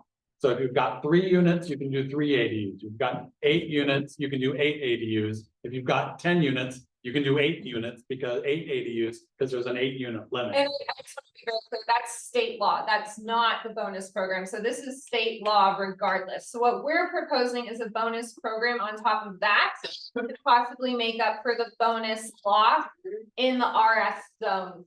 Cause I know there's a couple of council members, especially the lawyers, not to call one out here, that were concerned about being sued by the state if we scale back the bonus program. So this was a way to get around that and put a solution forward that would hopefully, win those votes back to changing of the bonus rules side. So everything we are proposing is more, so no matter what, the state is going to give you 8 ADUs, so this is a bonus on top of that. That's Potentially 8, it depends on how many existing units are on the lot. We are still asking for that the private exterior and common open space rules apply for these programs, these units, as they do for regular apartment buildings. The 1 parking space outside the half mile from any transit. Do not allow parcels with any bonus ADU to rent out any units for less than 31 days. We are seeing situations where they're gamifying apartment buildings and turning them into hotels. Yeah. And using the bonus program to add to that, and this nixes that. It keeps bonus ADUs for housing and not allowing gamification. Individual sale, we support staff proposal to allow individual sales. And again, when it comes to diffs, charge the diff for all units greater than 750 square feet and support the opt-in fee. Again, the diff issue becomes very complex, and we are thinking that council very much will want to stick their finger into that. So then now can we go to the proposal? So we came up with 3 proposals to handle bonus ADUs on RM zone. Proposal 1 is just to keep the bonus ADU program as it is and make no changes to it whatsoever. And this proposal, quantity is controlled by your FAR, not by any certainty of how many numbers of units you can get.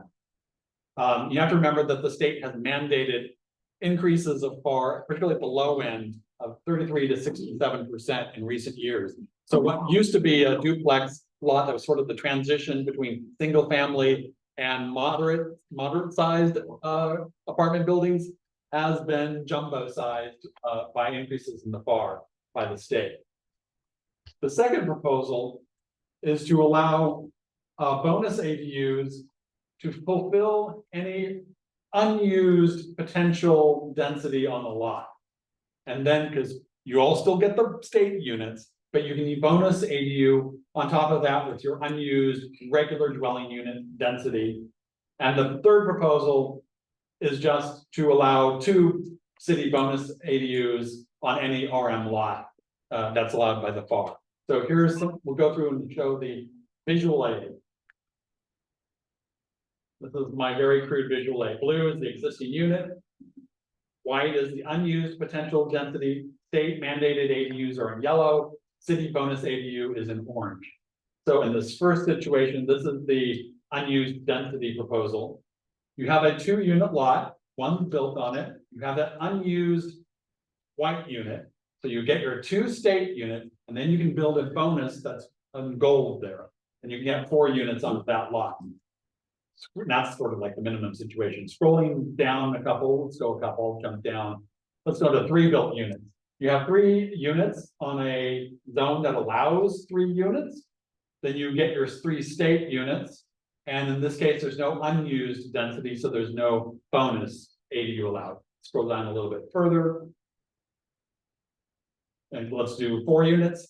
You have 1 built unit, you have 3 unused units, you get your 2 state units, because you can only build, you have that 2 minimum. And you can add 3 bonus ADUs to fulfill the capacity left vacant on the existing lot. Jumping down to 3 built units, 3 state ADUs. You have 3 built units and 1 potential left over. So the state would allow you to do 3, and you can do 1 bonus ADU to fill the gap of the unit up above. Let's scroll down a little bit further. I think you can kind of get the gist of how this works. Scroll a little bit further. You see, it really becomes quite significant in certain cases. And we can scroll just a little bit further to the sort of the next case. A little bit further. A little bit further. This situation. Sometimes the zoning has been overbuilt for the zoning. Maybe at some point the zoning was changed and lowered. In this case, of 10 units, the state would allow you to build 8 ADUs because you've got more than 8 or more units built there. In this case, there would be no bonus ADUs allowed because you're already past what the zoning allows. But you know, you've got your 8 units there from the state. And remember, those state units are all market. I have to admit the state is kind of undercut some of our city proposals. So that is one proposal. And now we can go down to the just 2 next, scroll down a little bit. All right, and this one, you just get 2 bonus ADUs on every lot. And so you'll just keep scrolling, Marlon, and you'll just see it's just the same thing over and over, 2 bonus ADUs on every lot. Well, wait, except in this case, how did that? Maybe that's a mistake. I'm not sure how did that. What? Portable is in that. Yeah. That's a mistake. It says 8 units. 8 units. There might be a mistake there. Is it extra item? So sorry about that. may not have corrected that section, but that's the, situation down in 6 units, 8 units. Go a little further. 10 units, you still get, now in this case, you do get your 2 bonus ADUs, so you're looking at 18. And in this case, when you've already built beyond the capacity, the city bonus ADUs would be allowed, but you still get your full panoply of state ADUs. And we would want to keep the affordable units at the same affordability mentions that we had last. So deeded restricted 55 years, and it would follow the same high cost of living AMI formula that we implemented for the RF zone. So if your RM lot isn't a high opportunity zone, then you would take on the 40% AMI. 30. So it'd be that same. Yes, but thank you for remembering. Yeah. So there's the basic proposal, and then there's one of these 3 options that we need the board to make a choice. Is there any public comment? Yes, sir, with that. I'm in Mission Beach. And our planning group voted no ADUs allowed in Mission Beach. But I wanted to find out exactly how it would work that you just showed. In Mission Beach, if I have a single unit on my 2,400-foot lot, but I'm allowed 2 units in Mission Beach right now on my 2,400 square foot lot. How many bonus ADUs do I get? What's the zoning? I don't want any. What's the Is it RM zoning? We don't have RM zoning in Mission Beach in 1974. What is your So zoning changed to RS, which all that means is no. We discussed before. No, all that means is residential south, and we have residential north. Those are the 2 density zonings that we have. Residential north are 1,250 square foot lots, 50 by 25. Our south are 2,400 square foot lots, 30 by 80. If you don't have standards in zoning, I am not sure how it would work. Okay. Would the city council person support no ADUs in Mission Beach? Yeah, so we can provide a little factoid to this. We did an analysis of over 100 bonus ADU projects in RM zones. It turns out that half of all the ADUs that come from the bonus program actually come from multifamily housing, something that I think people don't really realize. And of those projects, the typical number of ADUs that are added to an RM lot is 6, and that was a lot of that happened before the state changed their laws. But this one's really hard to figure out what the ultimate endpoint is going to be for whatever you do to an RM zone. So there's a question about how much to muddy the waters and kind of keeping this simple. The only other thing I'll throw out there is Complete Communities does have an angle plane requirement associated with adjoining single family houses of 67 degrees, which might be something that could factor into this. I wish I could give a real solid recommendation for this one, but because the new laws are so confusing, I'm not quite sure what to do. Thank you. Okay, I'll start with Laura, sure. So the RM housing already have requirements for common areas and different things like that. When they start adding ADUs, do they have to maintain that or increase it, or how does that get affected? Well, this might be a question for Marlon. If these exterior private open space and common open space rules have been applied to the addition of ADUs as opposed to regular dwelling units? I do not know, I'm sorry. Didn't think you would, actually. You get fired. Worst case scenario, they wouldn't increase at all, they would just stay the same and be compromised as far as individual enjoyment. Right? Yeah. Elizabeth, second. But certainly. Okay, so, Oh, raise your hand. No, go. You Okay. go. I'll call it. You back. let me just make sure I'm clear. these proposals are based on bonus program. Right. So when it comes to the ADU, reforms on ADUs, not in the bonus program, which the bonus program relies on the SDA. Correct?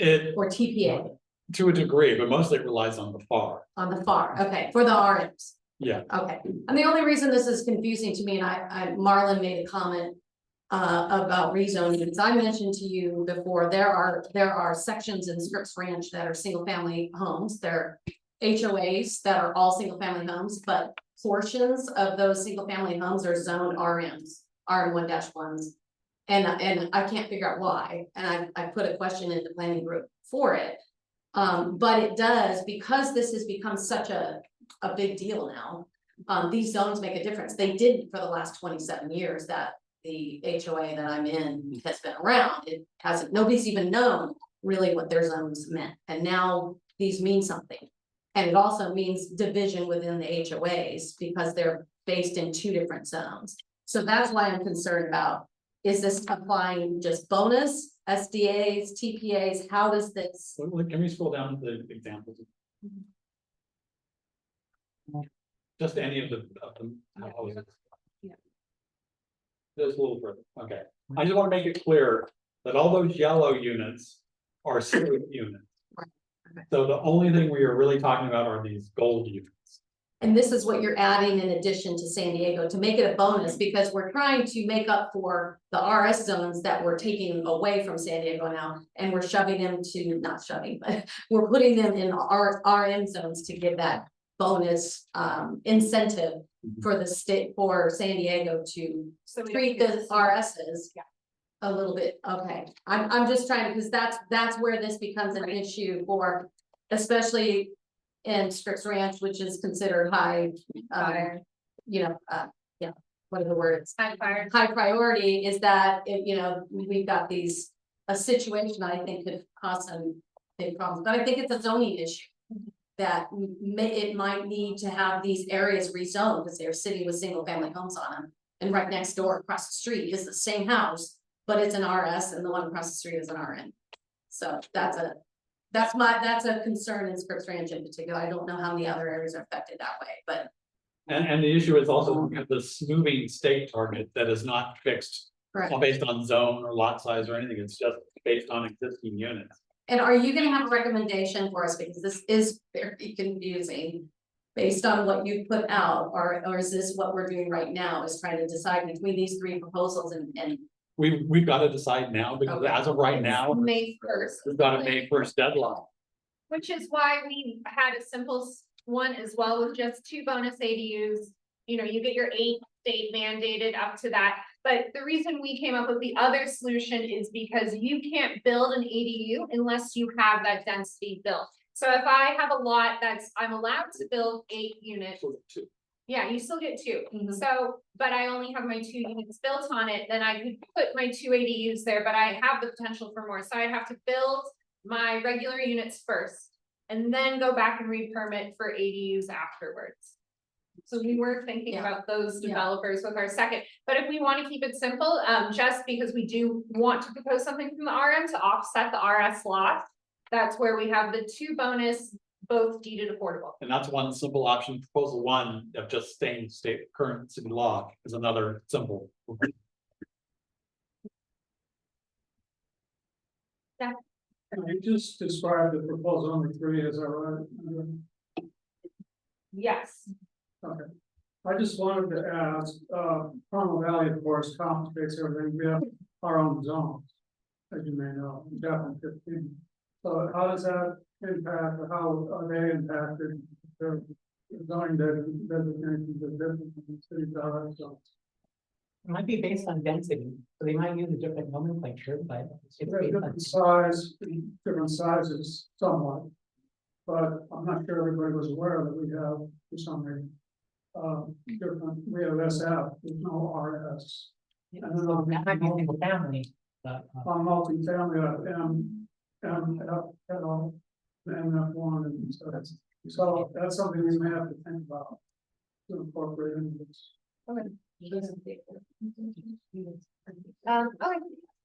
Yes. Can you review quickly how parking? Can you remind me how parking gets involved?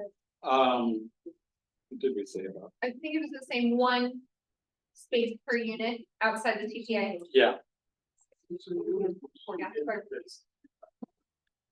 Anyone are? Marcella, no. Talking string. Bob. Mira Mesa. Golden Hill. Pierre Sanchez. Paul. Not Brent. No. Does anyone have a motion? We can still finish. What do you Laura. recommend on these proposals? Number 3, is it the least impactful? Or are they all semi-similar? It's all such a fluid situation with these new state regulations. It was very hard for us to come to any sort of concrete conclusion. Kevin, 3 does look most straightforward. Yeah. I like the most 3, most straightforward. Okay, I said, thank you. Admission is part of that. Thank you. Awesome. Okay, any discussion on the motion? could you read the motion? Sure. Approve proposal 3 for all RM zones, which would allow 2 city bonus affordable ADUs on every RM lot if allowed by the FAR.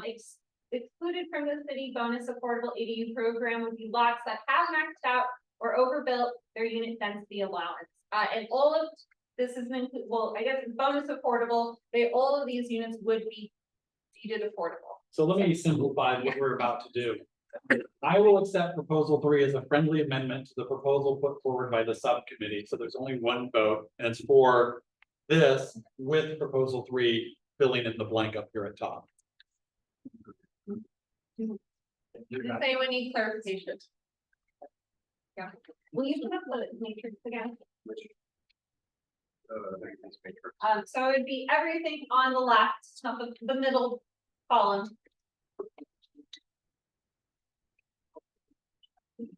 Yeah. And much of what's in that middle column just follows what was in the RF. Did you send this out? I did, but on Monday. Okay. Yeah. Okay. So I might not have your email yet.